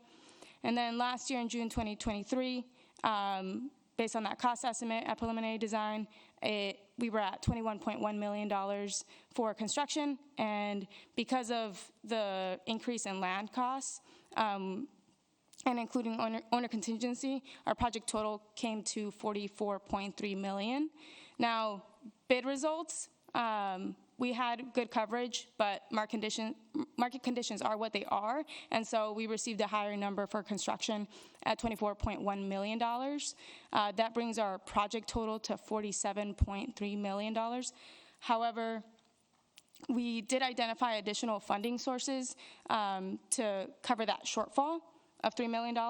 So starting at the top, $21.1 million is what was approved in June 2023. We estimate that there will be a $250,000 savings because of the sales tax reimbursement. Then we'll be using $200,000 from the Conservation and Sustainability Fund to maximize the solar array on the roof, so that we don't have to come back in the future and do that project. So the base bid included some solar, but we want to make sure that we maximize what's on that roof during this project. Additionally, we received state bonding in the amount of $1.3 million. That money is designated for pre-design and design. We've incurred 75% of those costs to date, so we'd be getting reimbursed for that. And then we've yet to incur additional costs, but we're also looking at a technical addendum to the legislative language to include construction. So we feel pretty confident that we're gonna get to that $1.3 million and get reimbursed for that amount. So that brings our construction budget to $22.9 million. The bid day results were at $24.1 million. The math on that is a budget shortfall of $1.3 million to construct the fire station. We did explore potential cost reduction ideas. I can go in more detail if you're interested in any one of them, but we don't recommend any of these after exploring these. We had one where we were exchanging the exterior materials that has an aesthetic impact, eliminating the snowmelt system that impacts operations for fire and also has a sustainability impact since we'd be using more salt instead of the snowmelt system. We could exchange the 4-fold doors that has a long-term maintenance issue for facilities and fire. And then we could also apply a portion of the owner contingency towards the shortfall. The amount would be discretionary, but it means more risk for the project because it means that we have less contingency to react to issues that come up during construction. The last option is to redesign with a reduced scope and rebid. We don't know that there would be savings, just if market conditions change during that time. What we do know is that we would incur additional costs because there would be a redesign with that effort and our construction manager would have to rebid it. So there's a construction delay as well as additional risk. So staff's recommendation tonight is to award the contracts for Fire Station 2 tonight and grant a budget increase to cover the budget shortfall. We would like an opportunity to manage the soft costs towards the 2023 budget. So, it's not a given that we're going to use all of our contingency. There are contracts that we would be able to manage to kind of move the needle down on that. So I'll stand for questions. Thank you. All right, Ms. Marquez, stand by. We may have some questions from council members for you. Council members, anybody have any questions for Ms. Marquez? Right. So let's make sure that, Jackson. So, yes, thank you, Mr. Mayor.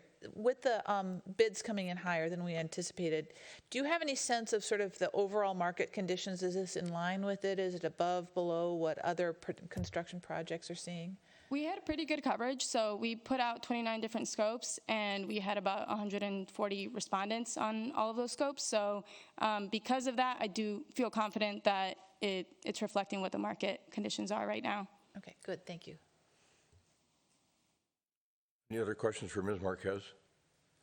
Let me make sure I understand the motion here. The motion as provided to us approves the request for purchase for $24,143,126 worth of contracts for Fire Station 2 construction.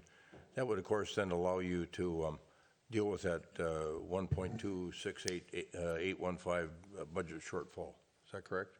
Correct. All right, and then I don't see anything in there about, in that motion about the staff to manage soft cost down towards the 2023 budget. Did you want that in the motion itself, or do you want to just have that as an understanding between council and staff? That would be an you would- understanding. You would I manage mean, that, manage those soft costs. Yes. I mean, we have a lot of confidence that you will manage those soft costs, but, that would just be an understanding. okay. So thoughts, council members, on this budget issue? It's a relatively small percentage, but it's not an inconsequential amount of money. Your Honor. Yes. I just wanted to assure council members that of that 1.2 million shortfall, we do have some alternatives that we've looked at internally. We'll bring that back to the council at some point too, when we've got a plan for that money. But what you need tonight is the authority to award the contracts for fire station number 2. Yes. So, yeah, so we can look at this $1.2 million issue a few different ways. And I like the idea of not disturbing the contingency. I think it's at 1.8. I think that's a good idea to keep that number as high as possible, just to deal with any situations that might come up like we're facing tonight, for example. So based on the conversation or the comment by Manager Neal, is there a motion to approve the request for purchase for $24,143,126 worth of contracts for fire station number 2 construction? So moved. A second. Member Jackson moves, Member Agnew seconds the adoption of the motion to approve the request for purchase for $24,143,126 worth of contracts for fire station number 2 construction. Any further conversation? Any further discussion? All those in favor of adoption of the motion as stated, say aye. Aye. Opposed? Carried. Motion's approved. Thank you. Thank you, Ms. Marquez, for that very thorough presentation. And now the last item on this portion of the agenda is a sketch plan review for 7235 France Avenue South. This is the what we know as the Macy's Home Store site, and we've had a presentation about a year ago on one sketch plan, and 2023, and now we're going to take a little different look at it in 2024. And I'll turn it now to Director Teague, our Community Development Director, and Bill Neuendorf, and then we're going to bring up some of the architects that are involved and other folks that are part of the project. So Director Teague, go ahead. Yes, thank you, Mayor, members of the council. As you mentioned, Enclave was in here about a year ago, and they've made some revisions to their sketch plan based on the feedback at the last sketch plan, but more significantly, the comments from the HRA about connecting this site with the development across France at 7200 and 7250. So based on that HRA feedback, they're making their way in. Bill Neuendorf, our Economic Development Manager, has been working with Mike Fisher of LHB and Michael Schroeder, who is a landscape architect, about how to make that connection either over or under. And they will present some of their findings, and then the development team will get up and present the revisions that they've made. It's still dividing the property into 4 developable parcels, but can accommodate either scenario for crossing France. So with that, I'll introduce Mr. Neuendorf. Thank you, Great, Director Teague. Yes, Manager Neuendorf, welcome. Yes, thank you. Let me pull up a PowerPoint here for just a moment.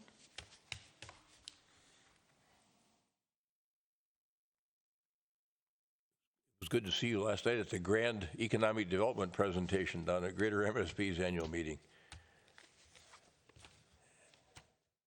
You got a chance to visit. We both did with one of the folks that works with Edina from the Met Council on Comprehensive Plans. That was good. That's good? Okay. Yes. Uh-oh, what happened? Okay. New technology. Yes, thank you. And it was good to go to that event last night. It's always good to see our colleagues and work together with our neighbors and other communities to grow the economy. As Mr. Teague mentioned, early on, the HRA got involved in these discussions on this site, and that became apparent to start those conversations when we recognize that these two parcels shown on the screen directly across the street from one another are being redeveloped at the same time. It really creates a once in a generation, perhaps once in a lifetime opportunity to do something big and bold to improve the community, to improve the neighborhoods on the west side and east side of France Avenue. And so as Enclave Development started expanding on their site plans, I wanted to make sure that the public interest was also represented in those early conversations. And so I hired Mike Fisher at LHB to work with the design team on behalf of the city to make sure that we've been talking about all these public realm improvements that are expressed in our design guidelines. If we're going to do something big and bold to actually connect these sites, we recognize that would be a city-funded project. That's not a developer to build the city a new road or a new bridge or underpass, whatever it might be. So I wanted to make sure that the city was represented. And so I'd like to introduce Mike Fisher. He and Michael Schroeder have been working with us for the last couple months, just exploring and dreaming. Started off with community conversations. And then as we studied what the city, what the general public might be most excited about, then we engaged with the architects to share our ideas with them. And so we're happy to say that while I don't think there's a final design here at all, but both the public perspective as well as a private perspective has really been partnered up here. So we're not quite at a partnership opportunity, but I think we've really been listening and talking with one another to explore and see how we can take one good project and a second good project and really make a dramatic improvement to the whole community. So I'll turn it over to Mike Fisher to walk through some of the concepts for the public realm that we've been chatting about so far. Thank you, Mr. Neuendorf. Thanks, Bill. Welcome. Thank you. Glad to be here. So, Bill, am I going to just click on that? What happened to our clicker? Oh, look at that.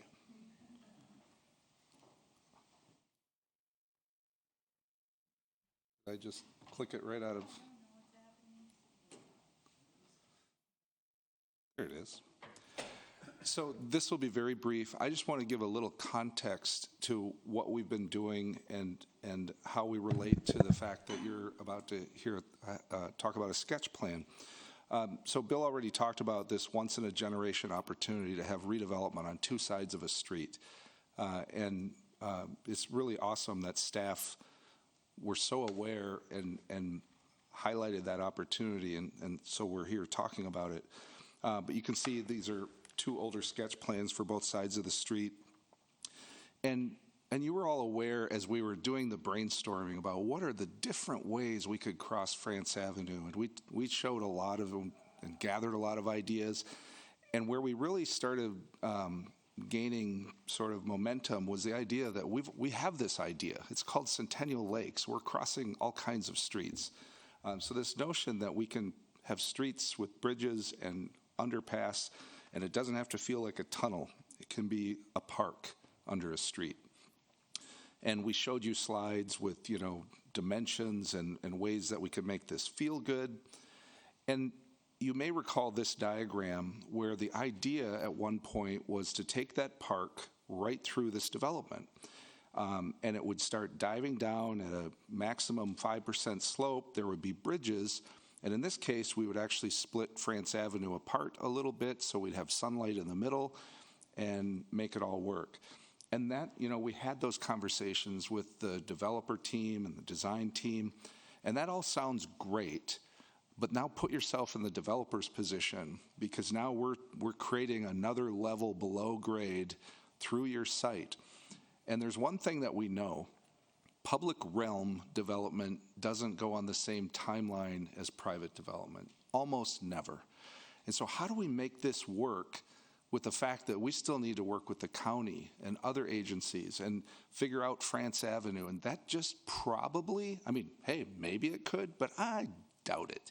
It's more likely it's going to take a little extra time. So what happens if the developer designs their development assuming we're going, diving through their site, and then it doesn't happen. And you know, as we were having these conversations, like, okay, that's a good point. Is there another way? Michael had done a few SketchUp diagrams showing, and I'm not sure if any of you have seen these before, but just, you know, looking down on France Avenue and this idea of this lower level going under. This is like if you're standing down in that space, looking east under France Avenue toward, in this case, the Enclave development. Just like what might that kind of start feeling like? It's not a design, it's just sort of that imagery. But where we ended up, the conversation sort of evolved to the point where, and this came from a suggestion from Enclave of, what if we stayed more on the south side of their site and created where it started, you know, the grades started dropping, it's dropping around the south, and then through the middle, we still have that connectivity, but that stays at grade. And then it can, so the ADA kind of pathway, the bike pathway is coming around the site to the south, and through the middle of the development, it probably steps down at that point, which then allows, because what we were trying to do is find a solution where they could go at different timelines.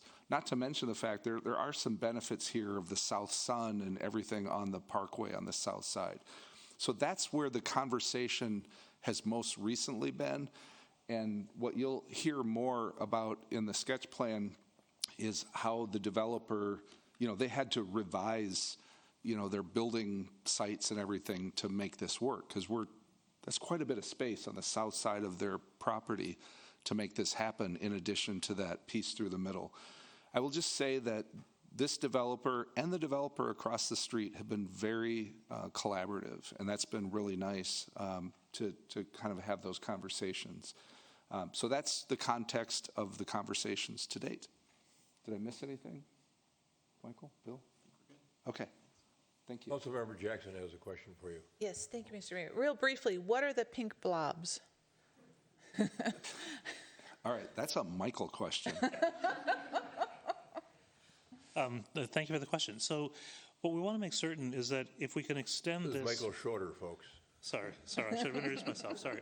If we want to make certain that this underpass and connection has some kind of congruence with the promenade in Centennial Lakes, you have to look back to how Centennial Lakes was designed. And long ago in my career, I was fortunate enough to work for the city and be involved in that project. And Centennial Lakes is a continuous path with kind of events or nodes happening at several places. So the pink blobs would be a node. It might be public art, it might be a pavilion, it might be a fountain. But what the idea is that you have this connective trail with events happening along its length, so that it actually mirrors the experience people would have on the promenade today or in Centennial Lakes. Terrific, thank you, that's very helpful. All right, thank you, gentlemen.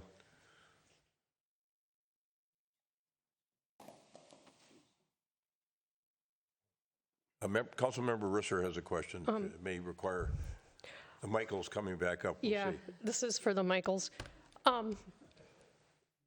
As I look at this and I think about, you know, the things that you were saying, the city being represented, big, bold, and I think about, you know, a kid on the 9 Mile trail, they're not going to be able to get to the underpass that easily, are they? Can you walk me through how that would happen if you got a kid on a bike going from Fred Richards to the new library or the art center? They are both. Why not shift that underpass so that it is on the south instead of between the two developments? Do you want to take that, Michael, or do you want me to?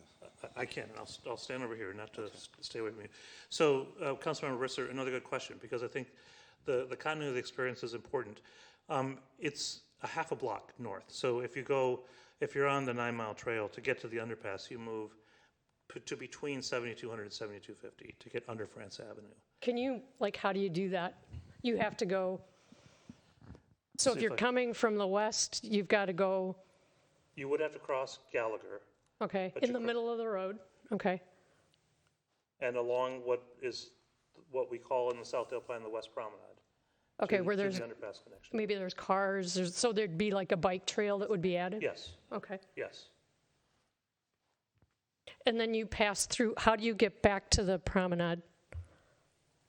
Continuing all the way through here, I think one of the things you'll see in the developer's plans is this crossing right here is critical, how you actually cross that, and then continuing on. So they have some ideas about, even at a very conceptual level, about how that corner might be designed to allow for passage of one lane of traffic at a time. So there's a couple things that are important in this. We're at a very conceptual level, and Councilman Risser, you might be actually many steps ahead of us from that perspective. But the continuity of movement will likely require crossing of some streets in that case, but it won't require crossing of France Avenue at grade. Thank you.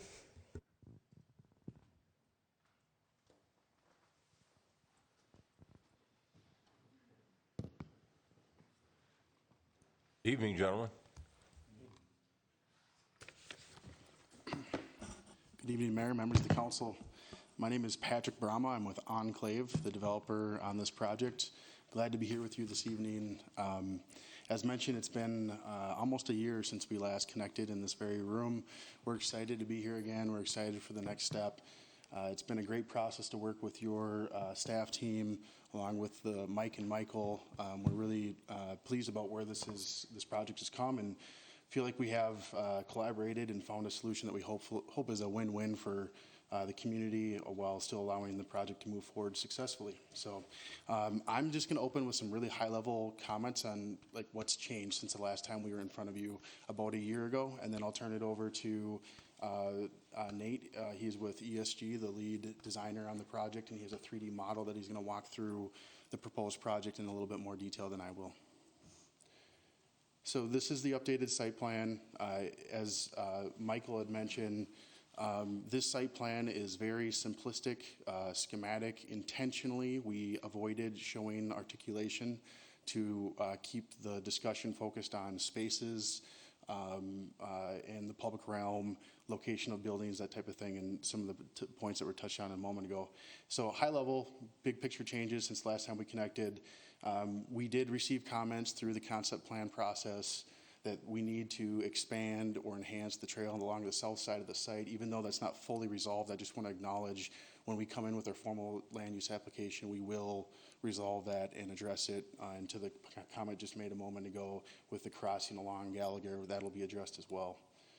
We did add a 50-foot wide setback from our buildings. It created like a 50-foot wide corridor along the south side of the site to allow for east to west connection that was just discussed in further detail. For the sake of perspective, on the original submittal, the setback on the southeast building was 35 feet. The setback on the southwest building was previously 15 feet, so we expanded that to 50 across the site. East side of the site, there was a desire for a larger setback from the existing promenade to allow for expansion and a little softening from our buildings to the promenade. We were originally at 15 feet. We went to 21, and now we're at 35 feet. Northeast corner of the project, we originally included a space, an amenity space, a green space for the apartment building. Kind of looked and felt more like an area for the apartment users, an amenity for the apartments. We received feedback that we want that to be one of the rooms for the promenade. That was just discussed by Michael. An area for some sort of amenity for people using the promenade. I want to acknowledge that our next flip of plans will address that, and we will design accordingly, and it will feel like a public space versus a private space. We were asked to include some restaurant pad along the southeast side or south side of our project, somewhere in the apartment complex, ideally with some feature or patio touching the promenade if possible. I just want to acknowledge we're going to incorporate a restaurant pad somewhere in that southeast building. To be transparent, we don't know exactly where that is yet. We're actually taking feedback, so any comments tonight are helpful. We also are going to go back to the market and check in with real estate experts and just try to really understand. We want to make sure it's successful. At the same time, placing it in the right spot, but making sure that it's successful. But we will incorporate a mixed-use component in that southeast building, that being a restaurant pad, when we submit our formal land use applications. The next item was, and this is again, this is not a design for the sake of repeating the same thing over. this is not a design, but the original project proposal that we came forward to you with about a year ago showed what it looked like, just a completely impervious plaza across the center of the project. So it just looked like a road almost, but a brick road. And there's a lot of comments saying we want to look and feel and pull the promenade better, have green spaces. So we're going to the best of our ability, we're going to do that. One thing I do need to point out, and it was mentioned in the previous comments, is sunlight's a big factor in the ability to grow things. And with these taller buildings with a 60-foot corridor blocking the south sun, we're going to have to be strategic about the placement of those green spaces, but we're acknowledging it. We are going to work with your team to update our plan accordingly on the next flip. We did reshape the design of the southwest building to include a first floor patio. The intent of that beyond activation, kind of the obvious activation, would be as if you're a pedestrian using that 50-foot green corridor to wrap around the southwest corner, if that is a first floor space that you can see through versus a completely, a wall, it feels like a bigger space. It feels more welcoming. It's a more inviting pedestrian movement and turn. So that was an intentional change to the plan and suggestion by city staff or staff and the consultants that have been helping out.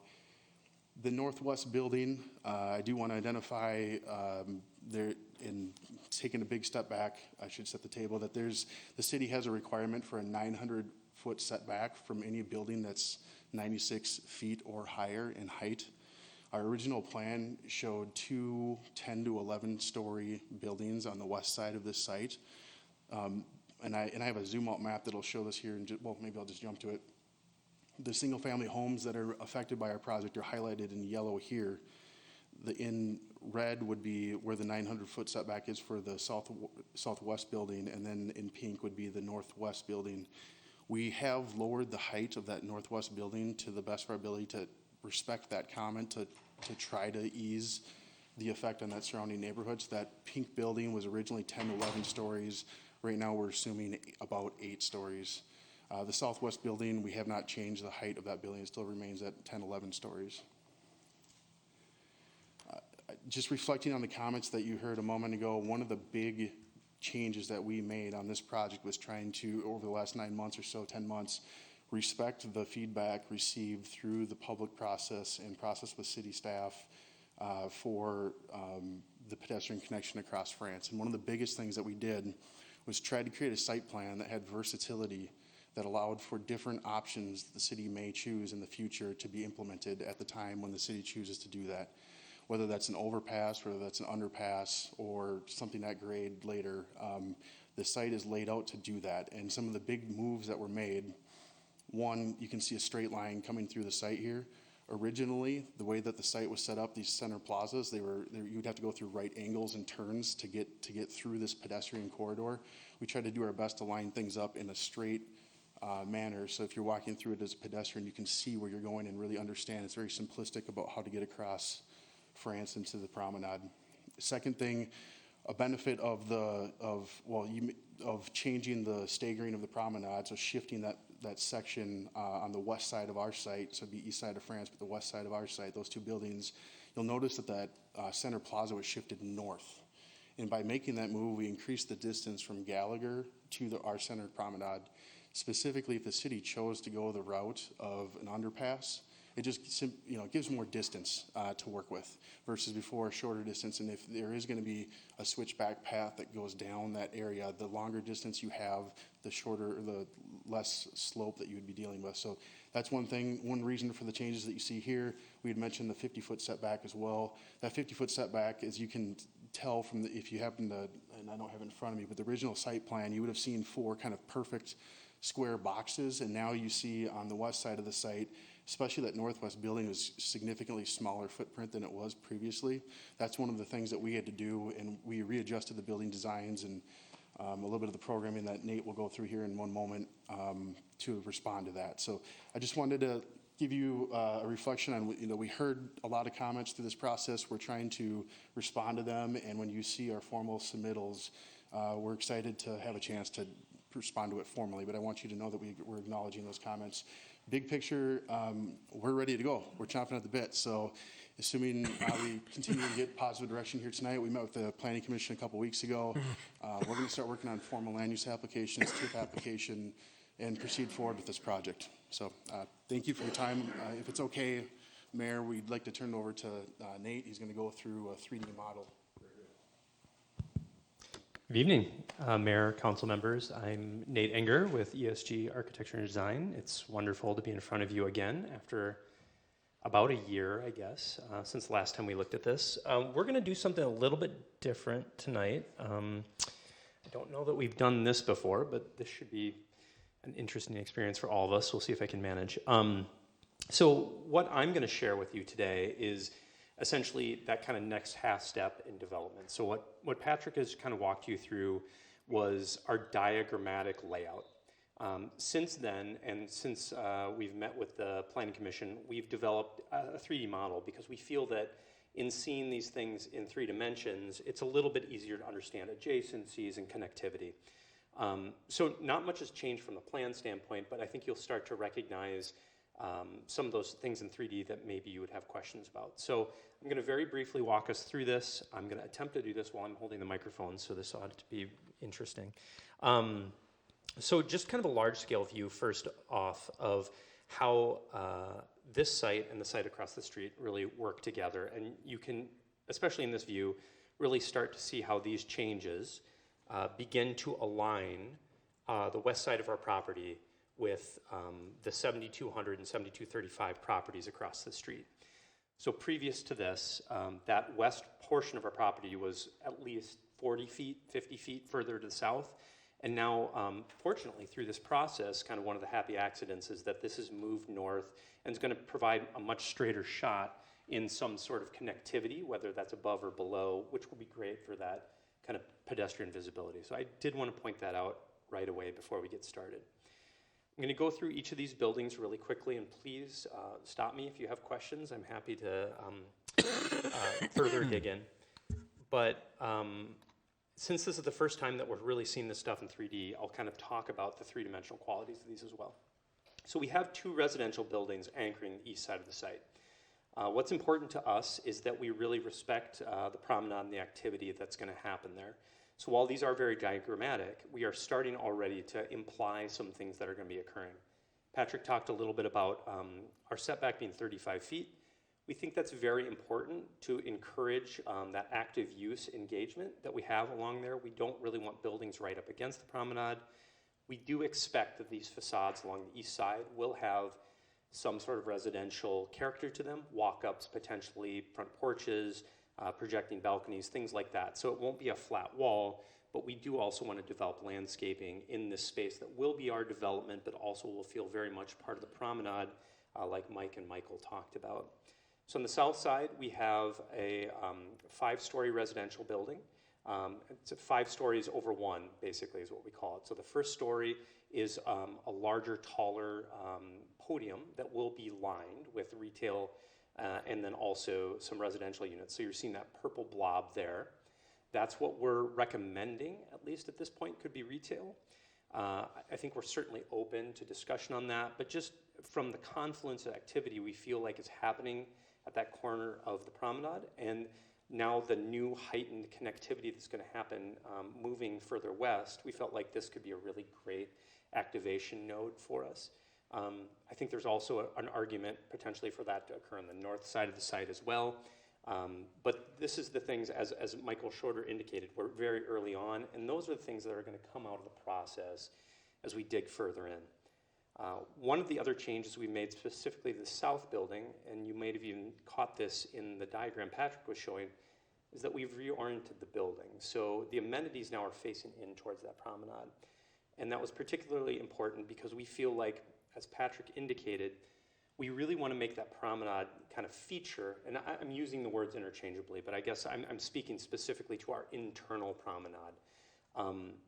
We don't want that just lined with tall buildings. So the more to which we can break down that building massing, part of that was us kind of internalizing both of these amenity courtyards, so that as you're walking through there, you can see activation just right above street level, and you also don't have building walls on either side of you.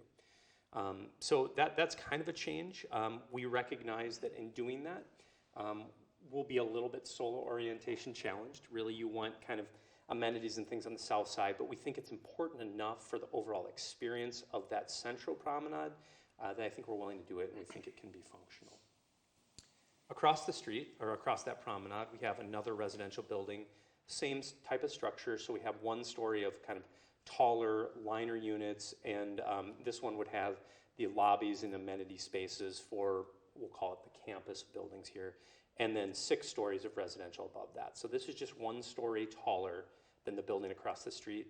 Felt it important to put the height on the north side where it's not impacting southern sun exposure. We're not increasing shadowing onto that central promenade. Here we have a dialogue with the central amenity pool deck speaking to the building across the way. So these will kind of be sister buildings in that regard. It's worth noting that you can't see any parking on this plan, and that is intentional because all the parking happens within on the first level and below grade. So if I just spin underneath, you'll see we have a full 2 parking plates below grade that can handle 90% of the capacity of the residential and retail. And then in that first level that is dealing with retail and kind of liner units is also some convenience parking. This is drop off, but this will all be screened. So you'll never see this parking. It is a convenience for occupants. Then we have still maintaining our north-south spine that is part of the 4-block pattern. We think that's really important. As Michael Schroeder talked about, there is going to be an intersection that's going to occur as Gallagher hits that north-south road here. And one of the things that we have shown that we didn't show in Planning Commission, we think it's important to talk about, we haven't developed it, is that there currently is an outlet to the pinstripe/container store parking garage right there, kind of at the terminus. It is not ideal. It is certainly not something that is going to enhance the pedestrian crossing, but until we can really engage with that site owner and really talk about how we deal with that, it is just another element of this plan that we're going to have to contend with. So we have a lot of different traffic patterns confluencing here. If you're an optimist, that creates a great opportunity for slowing things down and really creating an active and vibrant sort of multimodal node there. This might also be a really great opportunity for one of those room typologies that Michael Schroeder was talking about. The north-south street really kind of bisects these 2 properties, and the intent here is to have all parking ramps accessed off of it. You can kind of see the 2 sort of pull-offs here if I zoom in. So these would be both accesses to parking ramps on the east side and on the west side. Now these are not above grade on the east side. They are that kind of grade level and then below grade. As we move over to the west side, which is kind of more of the commercial orientation of the site, because we are now starting to introduce some office component, the parking demand for those types of uses is a little bit higher, so we're not able to achieve all of our parking underground like we would have been with the residential uses that you saw. So based on the kind of uses that we're looking at right now in the mix, we will have to go above grade a little bit with some parking podium. I think we're still trying to sort out how much that is highly dependent on the amount of office use that we would have there. So I don't think we're ready to put any numbers to that, but certainly there will be a component of that. On the northwest side of the site here, kind of in the northwest corner, currently we're looking at a medical office use. So this is 4 stories indicated by blue of medical office sitting on a parking podium. Medical office has a pretty high parking criteria. Usually for market, it's about 5 per 1,000 square feet. And this portion of the building, as Patrick indicated, and I think as Mike and Michael talked about, in the accommodation of the pedestrian promenade, everything's shifted north, as you can see. And what that has done for this site is it's created a more compact site. So it works well. It also, though, requires us to go up a little bit higher because we have less efficiency in parking. So that's one of the changes that's occurred since the last plan. To get efficient parking, really, you need a little bit more room than we have, but we're able to accommodate that. And so that's a pretty straightforward building. It would have both an office lobby sort of presence on the ground level that would be accessed off our north-south drive. We also think it's important to anchor that use with some retail use. That's that purple that we're showing there. We still haven't really determined what that is, where the best location is. However, we remain committed to this idea that this central internal promenade is incredibly important to the vibrancy of this development. So if the southern promenade is important to the connectivity for the overall community, the central promenade is really important to the vibrancy of the overall development in that neighborhood that we're creating. So we've attempted to align as much of that as we can with retail, and you're seeing a little bit of that occur here. This is very diagrammatic. Obviously, I don't want anybody to look at this as a design, but as it evolves, those would be the principles that we would sort of follow. And then as we move to the south, this southwest corner is probably the most dense in terms of typologies, occupants that we have. So this is a mixed use portion of the site. We're looking at retail on the first floor. So that could be a whole variety of different things, from small retail leaseholds up to restaurants or even larger retailers depending on market need. We'd also have some office and residential lobby components, because up above that, we're looking at both office use and residential stacked vertically in a true integrated, vertically integrated mixed use scenario, which is a great building typology. We just don't see it enough. It creates a lot of efficiency. And what we're still working on as a team is understanding what the exact appropriate mix of that is. That's why you see the parking being lower here, because the demands of residential per dwelling unit for parking is going to be lower than office. So depending on that use, if we find that we need more residential than office, we might even see that parking podium decrease. So I think that's why at this point in the process, we're really reluctant to talk about number of stories, because it is so highly dependent on the metrics. That's just the quick intro. We've been talking for a long time, so I want to make sure we leave plenty of time for questions. We do have the three-dimensional model that we can spin around to answer any questions that you might have. Thank you.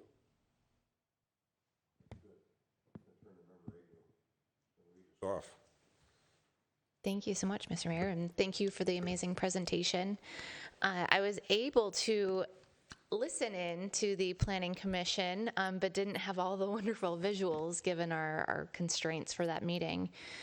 You know, I can't believe that it's already been a year, and it's been really exciting to see the transformation that's taken shape with partnership with the Michaels and the city, right? I think that this is a once in a generation opportunity. So it's really great to have you come back. And I think also, just to put a fine point on this, to come back in a sketch plan. So that really is appreciated as well. I have stream of consciousness that I've captured here, and what I'll say is that it's going to go in the weeds in some spaces, because what I want to say at a high level is I like where this is heading. I think that there are a lot of things that I appreciate about the transformations that were made from the last plan that we saw to this one. Some of the things that really stood out to me was the increase in the setbacks. I think that it really, especially with the promenade there on the east side, it ties the buildings in better by not having that stark of a contrast of a tall wall abutting right where people are going to be walking and engaging. So I really like it just ties it together, and it kind of feels like it's going to just have more of that harmony, which I think is really the goal here, given how much intention went into everything across Centennial. When I see the mixed use, I'm particularly excited about that. I have excitements for that, and then some hesitations, obviously, around parking. But for mixed use, you know, I'm going to embed a question in here right away. What would be your reaction to something like a comedy club, or something that's like bringing people to the site more? I'm putting you on the spot with that one, yeah. Yeah, I'll be honest with you, we haven't thought about a comedy club, but I mean, my knee-jerk reaction is, why wouldn't we consider something like that? without making a promise, but if you have a lead for someone that's looking for a lease, I'm available and willing to respond. That's another career. Yeah. Wasn't expecting a commitment, but I Yeah. appreciate that. And I mean, I know that there are so many different ideas that get tossed out here in these kinds, well, one in this form, but also I'm sure in your brainstorming. And the reason that I wanted to kind of just tap into if that particular idea was thrown out is because this is lacking something that's drawing in, someone that just doesn't want to eat. So how can we create, there's going to be people who are walking. How can we create even more of a destination within this site? Comedy Club was what I thought of. I know in past considerations for the site, there were ideas like a theater. I know how space intensive some of those ideas could be, which is why I thought maybe a comedy club. But what I really like is that vertical mixed use. That is something that I think is missing really across the city, and so it's exciting to see you bringing that into this plan. The pieces that I'll even just say, like I see the blue again, I don't know if that also means that that's meant to be medical, or if it's just some type of office in general. Yeah, it's a great question. Blue for us just symbolizes some sort of office. It's the kind of the jelly in that mixed use. Perfect. I don't know what the market is like in this space, but where my mind goes when I see residential stacked on top of office is, do you have some type of, I'm forgetting all of the brands, the one that's going to come is WeWork, but whatever is in that space of having an opportunity for people that are in an apartment up there to rent an office or draw people in that isn't necessarily just one contract with one firm. I think that could be a really cool opportunity. And then bouncing down is to the parking. I know you mentioned that you are still figuring out the numbers because I think that was a point of contention at the Planning Commission meeting. My suggestion based off of that conversation is to go with what was the 14-foot, I think, kind of design in that parking so that over time we can transform that to something other than parking. And I remember, for those of you who weren't listening to the Planning Commission meeting, typically they do parking at 10 feet, and my understanding is if they do it at 14 feet for each floor, they're able to open that up for transformation down the road. That does add height, which I know is like obviously a constraint here with this site in total. I'm less concerned about that additional height if it means that we're opening this up to possibly transforming away from parking down the road. So those are just from my perspective where I'm going to be very more flexible. My biggest, I guess, concern about this is the financing. And I know that was something that Chair Bennett brought up at the Planning Commission meeting, and I know isn't even a part of the sketch plan process necessarily, but when we're seeing other projects across the city get pulled back, that's my only concern. But maybe that ends up working out in some ways too if it's delayed a year, because then we figure out more stuff with the underpass or overpass or whatever that may be. But that's the only hesitation that I had from that meeting was just, this is really exciting, and I want to see it come together. Obviously you do as well. And so that's where my mind goes from a hesitation. But I will probably have more comments as other council members reflect, but overall it's been fun to see the transformation. So thank you. Financing, would you want to comment at all, or is it inappropriate? High level, so two things. One, coincidentally, on this project, we've identified since the start that we anticipate we'll be bringing forward a TIF application. So I would just say, in that vein, you will definitely see and hear and understand everything about the financing of the project in detail. So that is to come regardless of the question.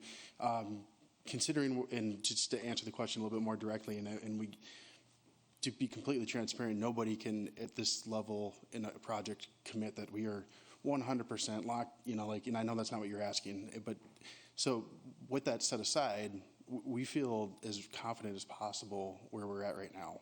We have partnerships lined up right now that are tentatively committed to the project. So we feel great, as if things keep moving along, as they are now, and we expect, we feel good. And the futures in the market right now are positive compared to a year ago. If you're sitting looking at a project like this a year ago or a year and a half ago, it's a tough path to go through with the futures, whether it's interest rates, construction costs, labor rates, those types of things, material rates.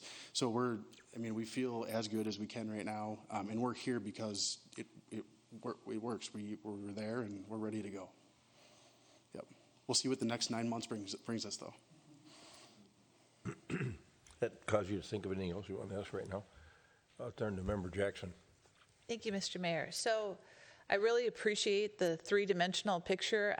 Looking at it in the packet, I was really struggling to understand. So just a question, are these curb cuts off of France existing now? And looking at the picture you've got up on the screen. Yes, they are, Councilmember Johnson. Okay, so as I'm looking at this, I'm trying to think, if I were going to go visit somebody in these apartment buildings, would I be able to find them? And so I'm kind of navigating myself through the site. I think on foot, it's going to be pretty clear. And if you could turn it so that we're looking from the south north up that internal street. Will the signage help people find their way in? So I'm someone's grandmother. I'm going to visit my grandchild in the apartment. How lost am I going to get coming in here? Well, first of all, there's no way that's possible. You're someone's grandmother. But if that were the case, what I would say is one of the other things that's occurred as a result of this collaboration with city staff and Mike and Michael is that this southwest building has shifted further north. I think we feel much more comfortable with the wayfinding as a result of that change, because what it's done, and I'll try and rotate it here, is it's really opened up that corner. Okay. So the comment, I think, is really well taken. I think it was an even more important comment previously. But, this corner here, where Potbelly is, there's probably not going to be anything built there anytime soon. I think the wayfinding is probably a lot easier coming from the south, which is where I think a majority of people are coming off of 494 there. From the north, you're also getting a pretty clear shot, right? Because you have the parking lot there, albeit raised. So I think from a macro standpoint, the wayfinding is pretty straightforward, but as part and parcel of the pedestrian experience, we're also going to have to think about that wayfinding. And very critical to that, and maybe a roundabout way of answering your question, is to slow that traffic down so that people really know where they're turning, because there are a lot of curb cuts right there, and there's a lot of work to be done to figure out how to navigate all that traffic. Okay, terrific. That's helpful. So I really like the shifting it north. You've taken advantage of the green space and sort of put it together, and it feels more green. The way you've got it, and I really appreciate that. I want to echo Member Agnew's comment about having something to draw people there.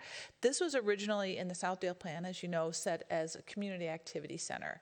And when in the original plan, I thought, wow, that's just a lot of sort of solid building, right? And if you don't have an office there, if you don't have an apartment there, it feels a little overwhelming. But if there's something that can draw the community to this site, it's kind of, when they looked at the overall area, it wanted that. And so a comedy club or just something that would draw people who wouldn't otherwise be going there on a permanent basis, I think would be a real asset for our community. So that's a request for you. Let's see, I think you've satisfied my concerns about the shadows in preparation. I was like, it's going to be a challenge with the 4 buildings, but I think that I like the opening up of the apartment buildings with the plazas or the amenity spaces above. That really will help with the management of that. Let's see. I think those are really my comments. I think Member Agnew asked about the transforming the parking in the future. If it's possible, I would encourage that. And I'm always aware when we've looked at other sites, when we have parking at or near the street level, it looks like you've made adjustments to have some activation there, but I just want to make sure that France doesn't feel like it's just a parking garage, but we've got those activation points there, and I appreciate the little purple boxes, whatever they end up being, to bring some human beings as opposed to just cars at that France Avenue. So this is really nice, and you've been a thoughtful thing, and thank you for being a thoughtful partner on the passageway. I know it's a complicated thing, but boy, if we could get that pedestrian crossing of France, it'd be huge for our community. So thank you. Member Risser. Thank you. I do appreciate the additional space on the south side. My concerns are about the placement of the underpass and the images that we've seen, showing us Centennial Lakes. Those are all public places. And the word stewardship just keeps running through my mind. And it's going to cost a lot to create this connector. If we're putting it right in the middle between two private entities, we're not pouring it into or using it to enhance pathways that are existent. And so I feel like what we're talking about, although everyone's seeing this as a once-in-a-lifetime opportunity, is a missed opportunity. We really should be looking at how we could do a safe pathway at Gallagher or at Hazelton. And at this moment, I would like to quote the penultimate paragraph from the document that Mick Johnson submitted, which is the issue of a bridge over France Avenue should not be a force that impacts these four buildings. It is infrastructure that should be addressed as a larger question affecting the whole city and the 9 Mile Creek Regional Trail Corridor. A study is warranted that should look at the whole of France Avenue to determine whether a bridge is even necessary, and if so, identify the right location along France. And as I've been listening to people tonight, it was noted that the south side is more for the community, and the central corridor is central to the development. And I do really feel like that central corridor is for the development. It feels very intimate. And I wonder, if you were, back to the scenario, you're living near Fred Richards and you want to hop on your bike and you want to go to the library. I don't know if this is going to get you through that underpass. So I really feel like, yeah, it is amazing that these two sites are being developed at the same time, but that cannot be the reason why we place an underpass and we invest so much of our community resources. We turn to the county and we do this. The other thing that really struck me as I was going through the material for tonight is just looking at that Greater Southdale Area Design Guideline and seeing how even along France Avenue, we're breaking things up into grids. Doesn't matter that means we're adding entryways onto France Avenue in the middle of blocks. And that's what happened with the US Bank. So now we have another entry point on a very busy road. And those design guidelines were written back in 2008. We need to take another look at them. They're not really in sync with understanding of what safe streets are. And you think about all these movements towards zero deaths and everything. We do not need to be putting more driveways onto France Avenue. We need to be looking at how we can make the existing intersections that go across France safer. When you look at Hazelton, that northeast corner is horrible. There's no way you could even go around that in a wheelchair. There's opportunities where we really need to improve the passageway, and I love the idea of a way to get across France, an underpass, a safe place, but where is it most needed? Where should we make that investment? And we have not done, as Mick Johnson points out, there needs to be a study. You know, and it's as if this is a fait accompli because both of these are being developed at the same time.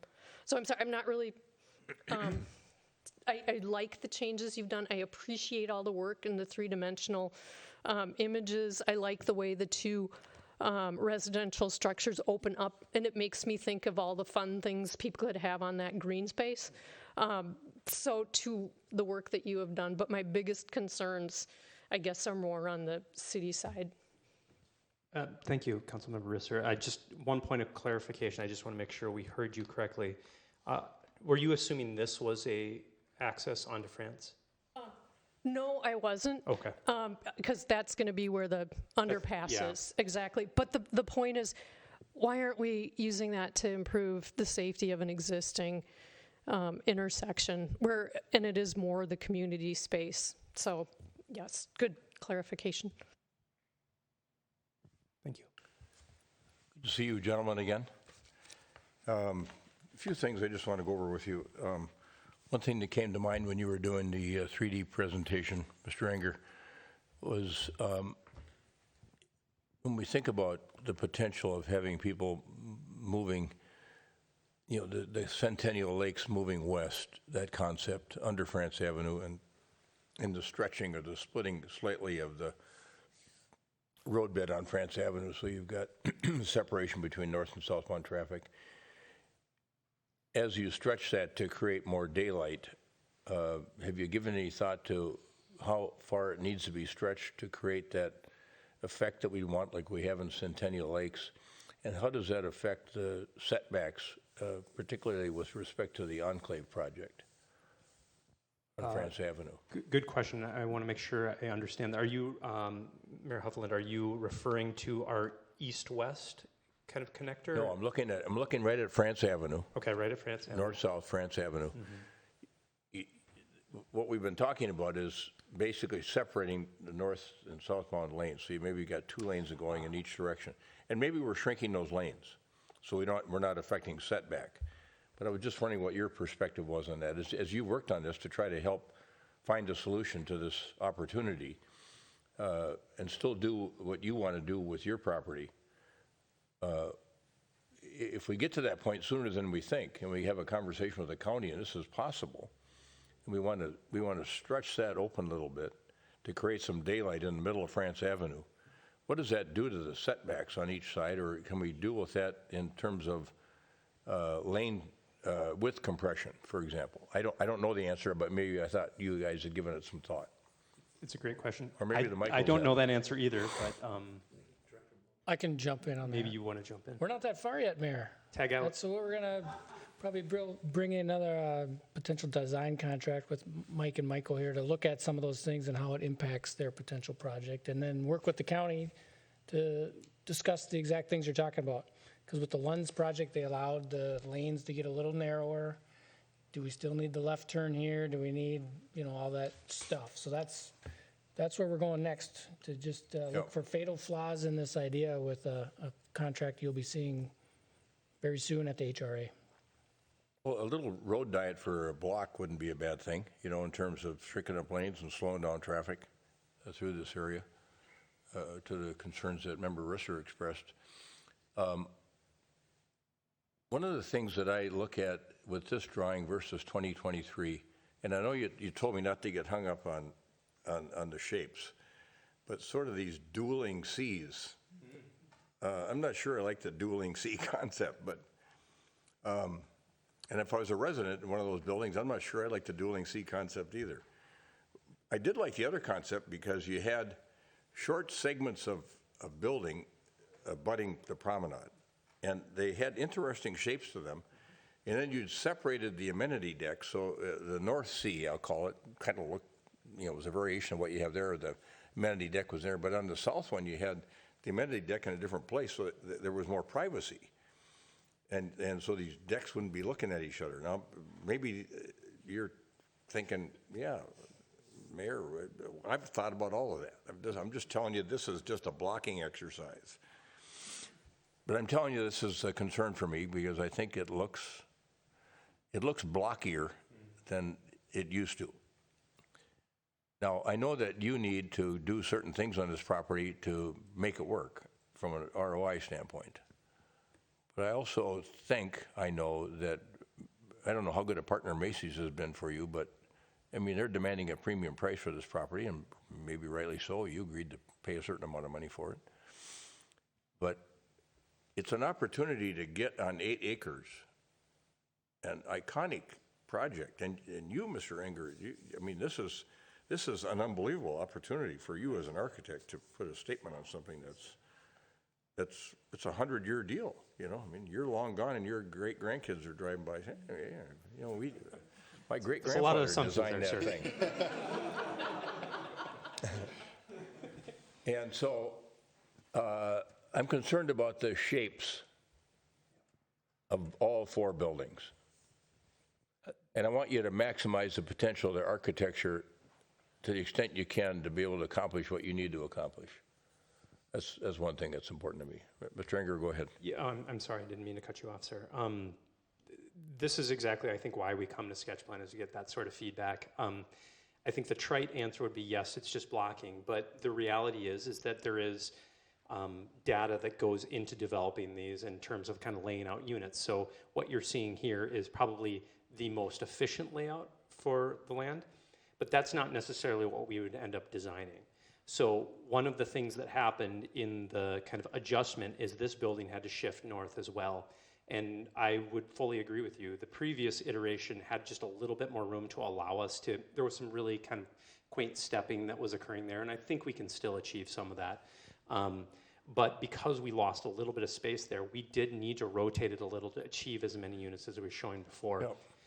But we will, you have our word that we will continue to look at this. We, trust me, we understand the import of this very well, and we understand kind of the statement quality that this architecture will need to be. Yeah, and I thought you did a pretty good job of that in 2023. There were some interesting shapes there. And up along France Avenue, you know, those are office buildings, and yet they should have some distinct architecture to them too. This is an unbelievable opportunity, as I've said, and you should make the most of it. We missed that opportunity down the street at Centennial Lakes. I don't know if I'm supposed to agree with you or not. We ended up with a parking ramp on one of the best pieces of property in Edina, and that was because of, well, neighbors didn't want an iconic condominium building there with restaurants outdoors and all kinds of things. And so let's get it right next door or close by. The restaurant, you asked a question right off the bat, I think, about the restaurant pad. You know, does anybody have any thoughts about what's the best location for that? I think you guys are thinking that through pretty well. You know, on the south side, on the southeast corner, you got some nice sunshine and you know, and you got the bike path coming through there. But on the northeast corner of that building, you've got the pedestrian walkway, you know, so I don't know. And it's easy access, you know, there's pinstripes sitting right there, and our good old parking ramp. It's probably easier to walk over to the southeast corner than the northeast corner, but it's not that far. So if you're in terms of people parking somewhere else and walking over for dinner. A few things to think about that a restaurateur partner could probably help you think through, and I think you'll find this council to be pretty flexible on you know, where you ought to put it. I just think we want it to be there, those amenities, and council members have talked about those amenities. I like that secondary green corridor. I think that's a great idea. We talked about the stretching of France Avenue, how that affects setbacks on France. I'm always concerned about, you know, Sarah, this is a great angle, Mr. Enger, where you can see the shadowing in the walkway between the buildings on France Avenue. And I don't know if that sits in shadow all day long. Through the miracle of technology, I can actually show you here. So, okay. We always like to study things around noon, right? Because this is when people are going to be activating. And so what you can see, what this demonstrates is, on the south side, the dueling Cs, as now we've determined these are going to be called, it does help with this shadowing. Were we to flip this and utilize kind of the 2023 scheme, I think you would see that mostly in shadow. So food for thought as it relates to that. I think there's obviously opportunity there. As we move further west, just purely by the height of the buildings, it's going to be challenging as those buildings cram together closer.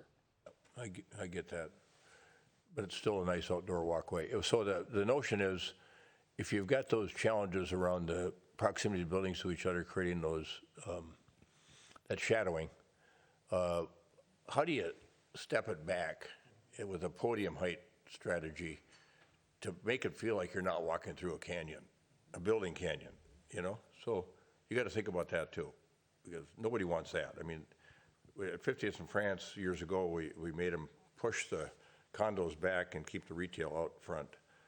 And you got more space there, obviously, but it's that same notion that you got to step it back, or people are going to feel like the building's just hanging over the top of them.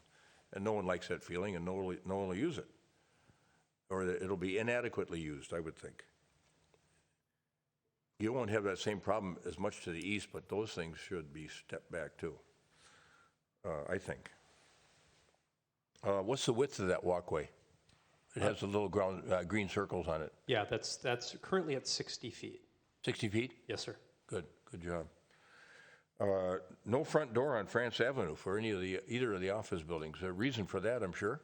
Well, so one of the things that we're not seeing in this diagram that we did not model in on purpose is you heard Michael and Mike talk about how there's going to be a tapering if we're going below France that's going to occur around the south side that I'm showing here, and then that's going to continue north. So what's going to occur along this side should you opt to go with the I forget what we're calling. We're not calling it a tunnel. It's a underpass bridge scenario. Should you opt to go in that direction, this portion will actually be recessed down to get us to the level of that connection. Sure. So it would be challenging to get any sort of front door there. Yep. On the north side, I think we have a different opportunity because we wouldn't have to do that. But as we've talked about previously, north on 7001 and of course on 7250, doors on France are challenging. And so I think that's still something that we have to navigate with the project. I think I understand the problem, but I would say on France Avenue, if you turn the butt end of the building towards France Avenue, like you've done, just make sure it's designed in a way with glass and metal and stone, whatever our requirements are, to lighten it up as much as you can. Because I don't want to see happen here what happens down at Shops of Centennial Lakes, where you drive by and you think you're looking at the back end of a building, and we made them put those windows in there, but it still doesn't look good, you know? You don't want that. We don't want that. I think you know that. I mean, you got to get tenants for this thing, and you want it to be as good as it can possibly be. Tell me where the surface parking is, so I understand that well. That you haven't quite settled on your parking requirements yet because you don't know how the occupancy is going to be.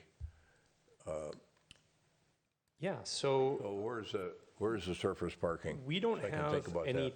that. We have some kind of convenience parking. I'm going to set this down for a second. We have some convenience parking right now, but the majority of the parking for any of the uses is going to be in the first level podium. So if I can pull this down far enough, you can kind of see. Oh. So in this building, the parking is kind of hidden behind, and it would be similar for all these buildings. So what we're attempting to do is for the bulk of the parking to screen it. And to your earlier question, Mayor, we would screen all this. I think the opportunity is to really bring the mass of the building down, make these buildings feel taller than they are. What we don't want is a layer cake, which is something that sits on top of something else. Yeah, I get that too. Yep. Okay, all right. So that's interior in the building, and that's understood. So you'll have to make sure that you don't have to worry about carbon monoxide there. So you'll have some kind of idea on that. I think those were kind of the main thoughts I have. I join my colleagues in saying this idea of a generational opportunity is really a terrific one. Thank Bill Neuendorf and I think Chad for hatching up the idea and then going to Michael's to flesh it out. And I thank you guys and the 7,200 owners for being as cooperative as you've been on thinking this through. Because, you know, when you think about the promenade, that was an 80-foot right-of-way. We owned everything. And what we did there was we built it out, and then private development sprung up around it. Well, this is a variation of that. You know, there are going to be a lot of good things happen if we can make this work. And we've seen it all over town. We redo a park, and the whole neighborhood changes around that park. Remember, Agnew, you had something. This caused you to think about something. Oh my gosh, every time we go down the stream of parking, I come up with these ideas. So I'm not looking for a yes or no on this right now, obviously, but hear me out. Thinking back to the Planning Commission, they had a really good dialogue of how can we make these less vehicle streets and more pedestrian streets. And that's been what I've been noodling on as well.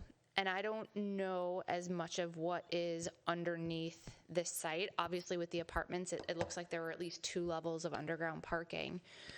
But what if we went underground parking for all of it and even created like one-way drive-through? So on that like south part, you can only go in and then you come out on the north side, and you could eliminate requiring any traffic that's cutting through.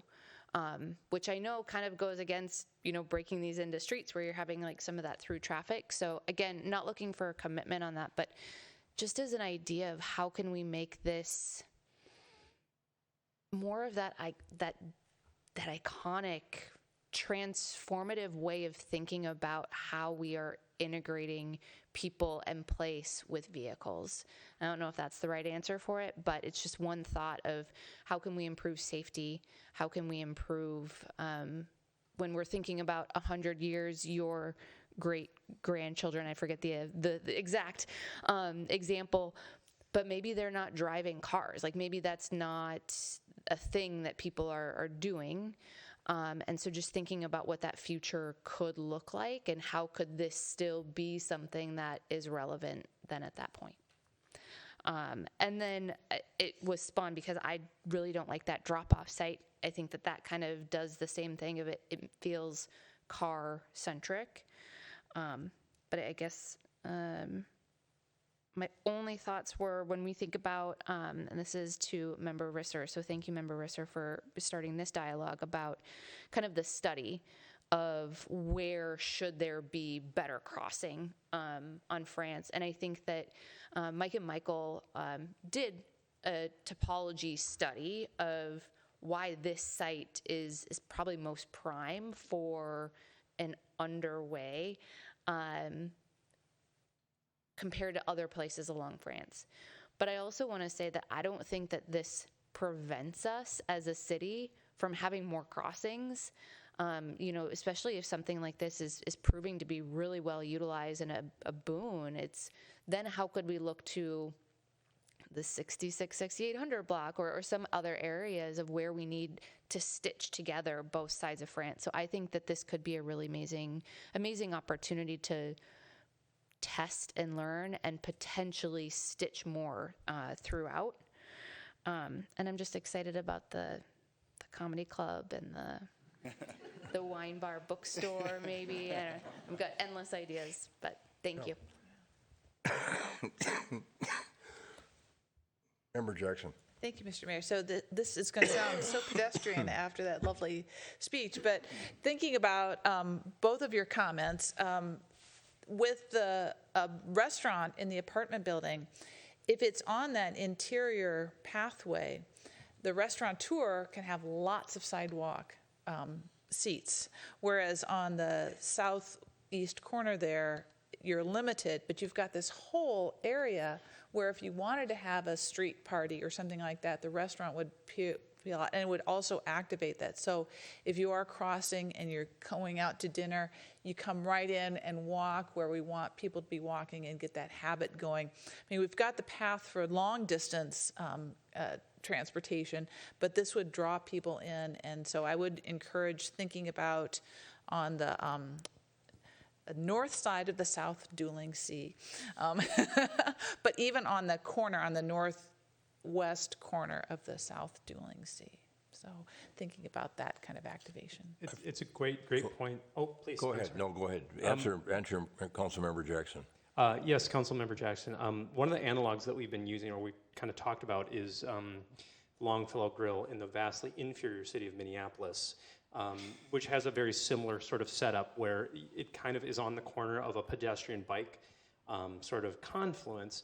But we had also talked about specifically what you talked about, and I think some of the comments that we've heard tonight about drawing people in, there is, I think, a compelling reason to maybe reorient that to really, I think it's creating a permission structure, right? Because the way this is set up right now, as you see kind of from a diagrammatic standpoint, it is going to feel like these buildings own that central promenade. And by putting public infrastructure deeper in there, it creates a permission structure for people to feel like they can move further in there. And I think it sets a tone for the usage of that. So that's going to be really important for our team to think through those pieces. And it's really important for us to hear that feedback. Thank you. Thank you. I forgot to tell you one thing that I'm not worried about. I'm not worried about height on France Avenue. I think some people on the Planning Commission told you that too. Yeah, we got a lot of feedback. I like tall and thin better than short and squat because we get more green space out of it. We agree, and I think to Councilmember Agnew's point, should we explore parking that starts to get into a level where we can convert at a later point, which is relatively smart, we would need to utilize that height, and the taller we can go, the better proportions these buildings will be. Okay. Thank you, gentlemen. Thank you. Thank you very much. Thanks, everybody. Thanks to the Michaels for coming in. All the rest of the team. So we'll wait to hear from you further. We know, Mr. Brahma, you say you're ready to go, so here we go. Thank you kindly. Looking forward to the next step. All right. That takes care of the main part of the agenda. We're on commission correspondence. I doubt if anything else has come in this evening. And then we're on to manager's comments. Thank you, Your Honor. I have one comment for tonight. That is that we are going to add a new protocol that will be somewhat behind the scenes, I think, with our board and commission advisory communications. We've received a lot of feedback from board and commission members that they want some kind of acknowledgement that when they send something up through the process that it actually makes it in front of your eyes. So we will be more diligent about talking to them about that and making sure they get that kind of appreciation and acknowledgement for their work. And that's all I've got for tonight. Yeah.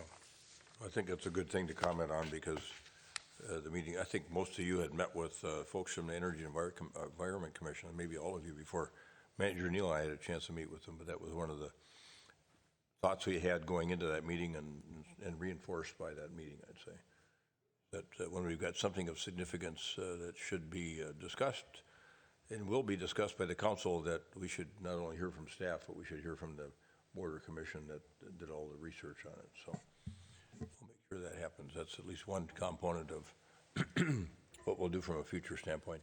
Member Risser, do you want to start us out on I do, comments? and I asked Director Benarott to put an image up last minute. Sorry about that. I am your NOC representative for Edina. That means I am on the Noise Oversight Committee, and a lot has been happening lately that has to do with the transition to new technology. And what they're working on is implementing this process called RNAV, and there is a YouTube video that I was made aware of today. And on the video, it also has more information about where people can go to find out about what this means. And I don't know if maybe we could get something on the city website so people could click on that link. But FAA put out this 7-minute video that explains the basics behind why we are changing to this. And essentially, this is a process that has been going on throughout the country. And I think a lot of people who were engaged, what was it, about 11 or 12 years ago, when they were talking about changing technology and potentially, switching the airline paths, did get very concerned about that. And Jennifer, I am so sorry. I'm almost there. I couldn't get it to pull up on my computer. Oh. I'm going to get you.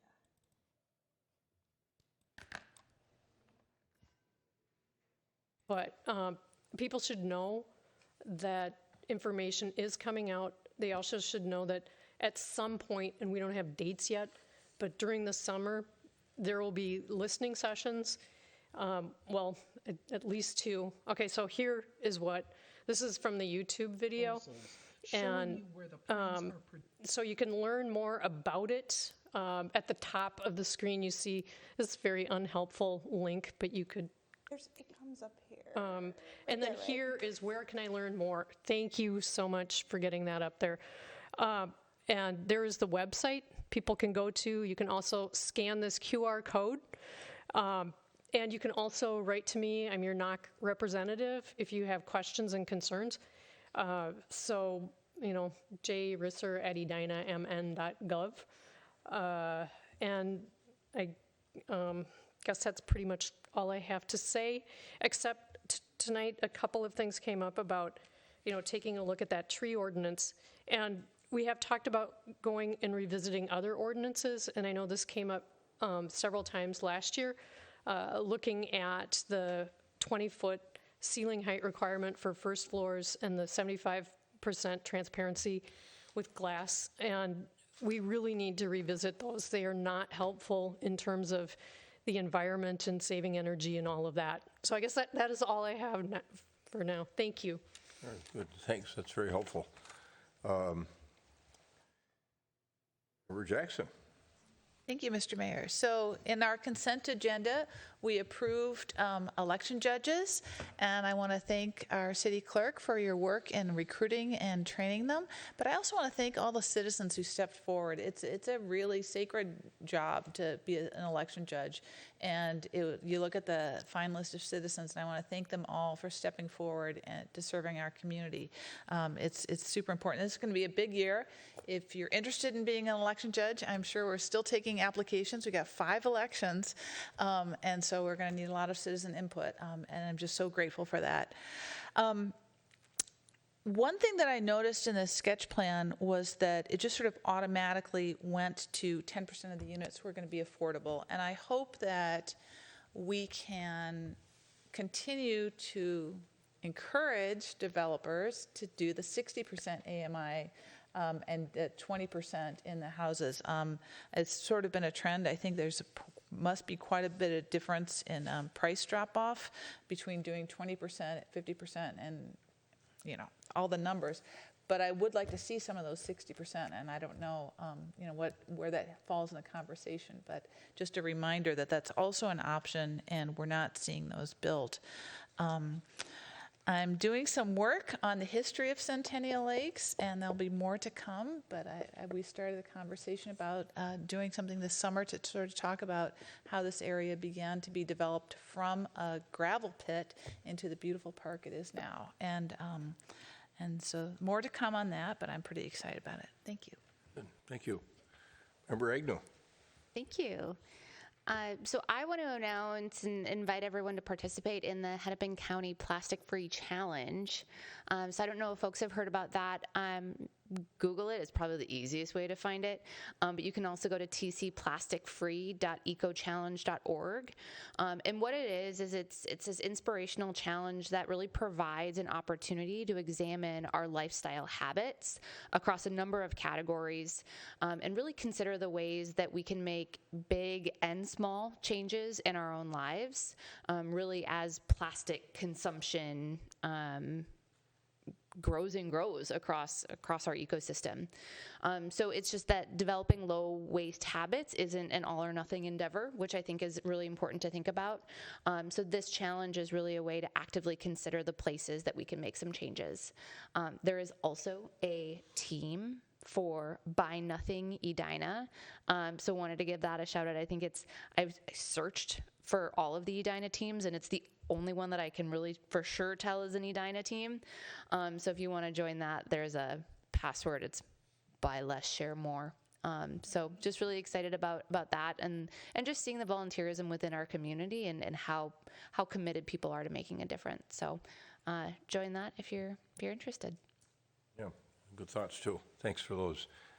I was thinking as I was getting ready for the meeting this afternoon, I thought, wait a minute, Jim, you haven't reported out to the council on the winter meeting of the U.S. Conference of Mayors, because we had that extra week off at the end of January. So bear with me a little bit tonight. Maybe we'll take this in snippets, go through a few meetings, going through some of the things that we worked on. We had city council the night of the 16th of January, and that was, I left the next morning then to go to D.C. as early as I could, and got there in time for the Wednesday plenary session towards noon, and that was on mental health and homelessness at a Department of Labor presentation by Acting Secretary Julie Sue. And then the afternoon sessions, right off the bat, I chose one that was called Making AI Work for Mayors. And it was kind of based around the Biden-Harris order on AI, and the participants were really terrific. Deidre Mulligan, the Principal Deputy U.S. Chief Technology Officer, was there. Amy Holmes from Johns Hopkins talked about AI and creating an accelerated difficulty regarding cybersecurity and risk for cities. Where they're seeing AI working really well so far, and where it really shows promise, is in climate change and in cancer, dealing with cancer. And Johns Hopkins has a Bloomberg Center for Governmental Excellence that's looking at a lot of this AI material, and we'll take a look at that with staff and see if we should be joining something called City AI Connect, which I think we should probably sign up for. And then they talked a little bit about use of AI in transportation infrastructure. Matt Mahan, the mayor of San Jose, California, they've been experimenting with a range of applications for AI. City vehicles being outfitted with cameras to detect potholes and object detection. We do some of that anyway. It doesn't necessarily involve using AI. Cameras mounted on traffic signals to detect dangerous pedestrian movements. He said San Jose is about 40% of their population is foreign born, so they've kind of got to look out for a lot of people that aren't used to living in this culture, and then they're also using it for gunshot detection, and there are other tools that it's available for. But he called it a long game, and he said we'll see what we can learn through machine learning. And then they had a session on identifying resources to implement your climate action plans. And John Podesta was there, the senior advisor to the president for clean energy. We talked about the Inflation Reduction Act, which of course is, as they say, the largest investment in clean energy in world history, $365 billion in new investments. And there are some programs through the states that are just now getting going to help people get rebates and reduce energy costs. We talked a little bit about that at our work session. This is the first day where you can apply at the state for a EV purchase rebate. And Podesta indicated there might be some regional green banks that get set up. And so we could, got to thinking we could look at funding geothermal for the fire station, especially this is beginning in 2025. If geothermal is something we should be considering, we could look at this opportunity here through the feds. And then financing solar deployment for families and single-family residences as part of the Greenhouse Gas Reduction Fund. That's a Solar for All program, which we should be taking a look at too. We have a new sustainability officer in the city of Edina, and I'm sure she's on top of all of these things. Aaron Mendenhall, the mayor of Salt Lake City, is the chair of the Alliance for a Sustainable Future. And she talked a little bit about unlocking that future as well. What I really wanted to get to today, and I think we can hold some of these thoughts, other meetings. I chaired 2 meetings. There were 2 infrastructure meetings. I was set to chair the Friday morning meeting for the Standing Committee on Transportation, but there was another one on Thursday morning that was supposed to be chaired by the mayor of Buffalo, Byron Brown, and he got snowed in with 4 feet of snow up there in Buffalo. So they asked me to take over and moderate his panel as well, which was all US DOT related. But the closed session we had on that Wednesday afternoon late involved Chuck Ramsey, who's a former police chief of Philadelphia, who's the public safety advisor to the U.S. Conference of Mayors, Mary McCord from Georgetown Law School. She's at the Institute for Constitutional Advocacy and Protection, formerly from the DOJ. Paula Bate, who is the deputy director of the FBI, and then Brandon Wales, the executive director of CISA. And the FBI view on these threats fall into 3 different categories. They got the traditional threats. There's voter fraud, voter suppression, ballot fraud. Our clerk knows all about these issues. The second category is cyber threats. China, Russia, Iran are targeting of election officials and misinformation. And then the new area is direct threats against election officials that they're taking a hard look at. So election integrity, I think, is a campaign issue that we need to be keeping in mind in Edina. I was thinking that our clerk could be a great voice for how we run our elections as we get into this season and do more of that communication work and maybe neighborhood meetings to show. I think everybody has an inherent trust in the election processes that we run here, but with all the disinformation that's going to be coming out caused by AI, we need to be thinking about how we're going to make sure that we're conveying to people and giving them the confidence that we're going to have really clean elections and fair elections. This Brandon Wales from CISA said the questions for them are we free from cyber threat in our own election infrastructure? As they pointed out, Russia and Iran were active in 2020 on disinformation, and they expect them to be using AI to try to create an even more disruptive sort of situation in the fall of 2024. And then the law professor, Mary, sees a campaign in 2024 involving a significant amount of disinformation and attacks on election officials, use of robocalls to discourage voter registration, the use of AI to mislead people. And they gave the example of using a voice like Biden's to say the election's been extended for 48 hours, so you don't need to worry about going to vote. And she's been subjected to personal attacks by extremist conspiracy theorists because she's right in the middle of all of this work to try to combat this election fraud business. So they're trying to develop a website on election security integrity, the education of election workers, emergency numbers to call, establish relationships with local media was another thing they suggested. And the key message was work on these issues now. And have a local FBI contact, have a local U.S. attorney contact. If there's a cyber issue at all, get a hold of CISA, and they'll help us right away.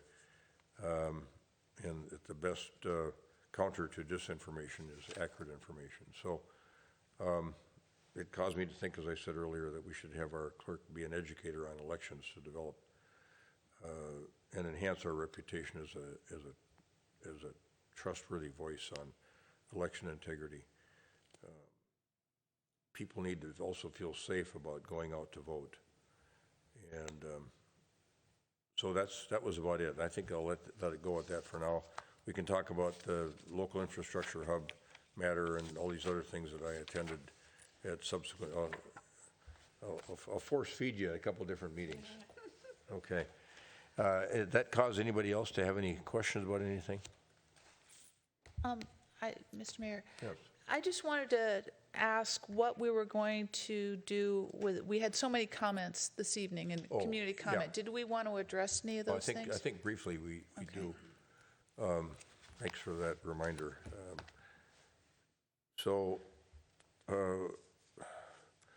We had the community policing, the criticism about our information, our press release. I think that needs some time to be dealt with. We've tracked all the questions and intend to answer them per our new protocol.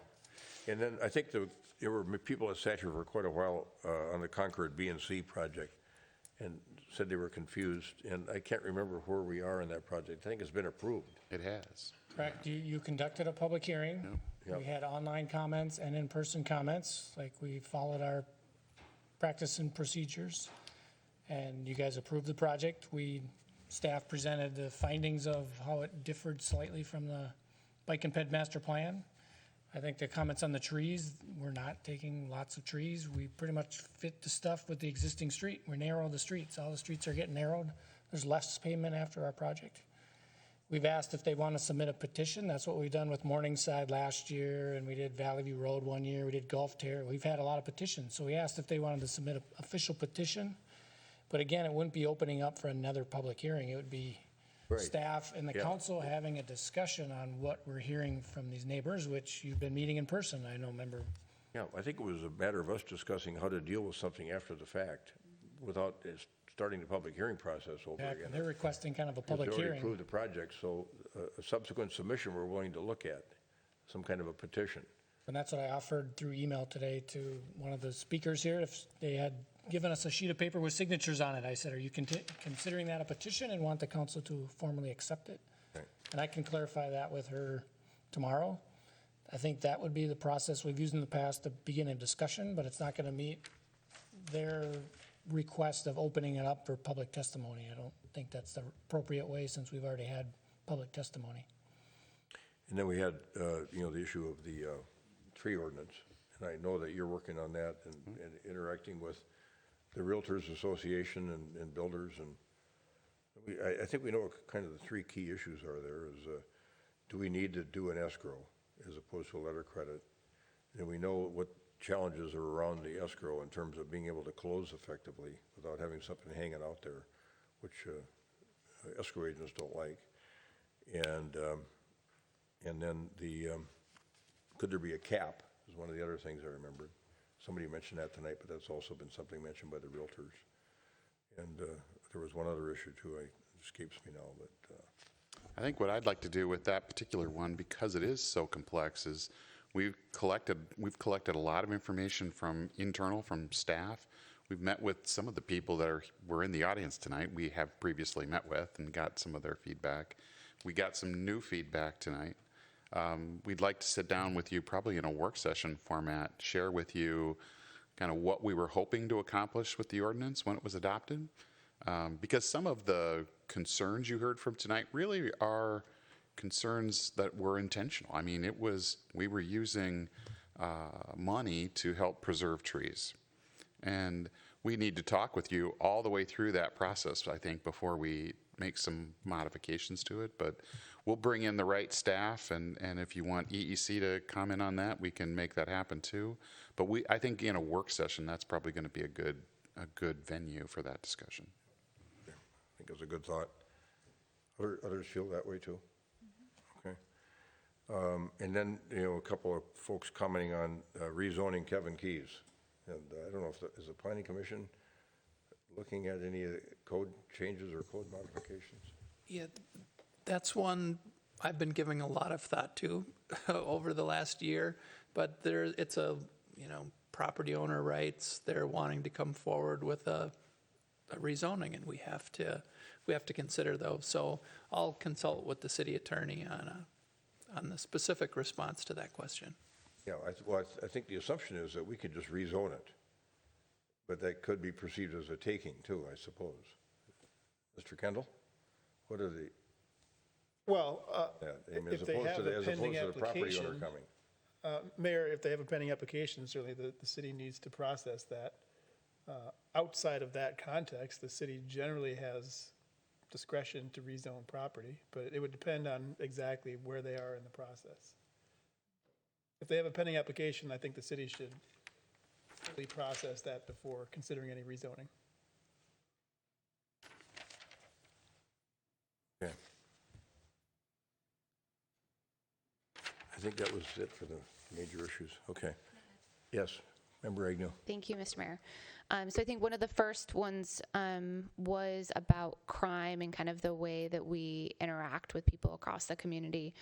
I'm sure that there are a lot of different options that the city has looked at.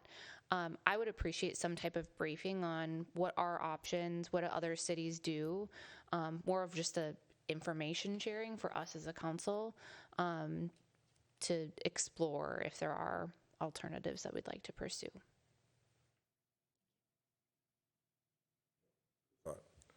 Okay, is there a motion to adjourn? So moved.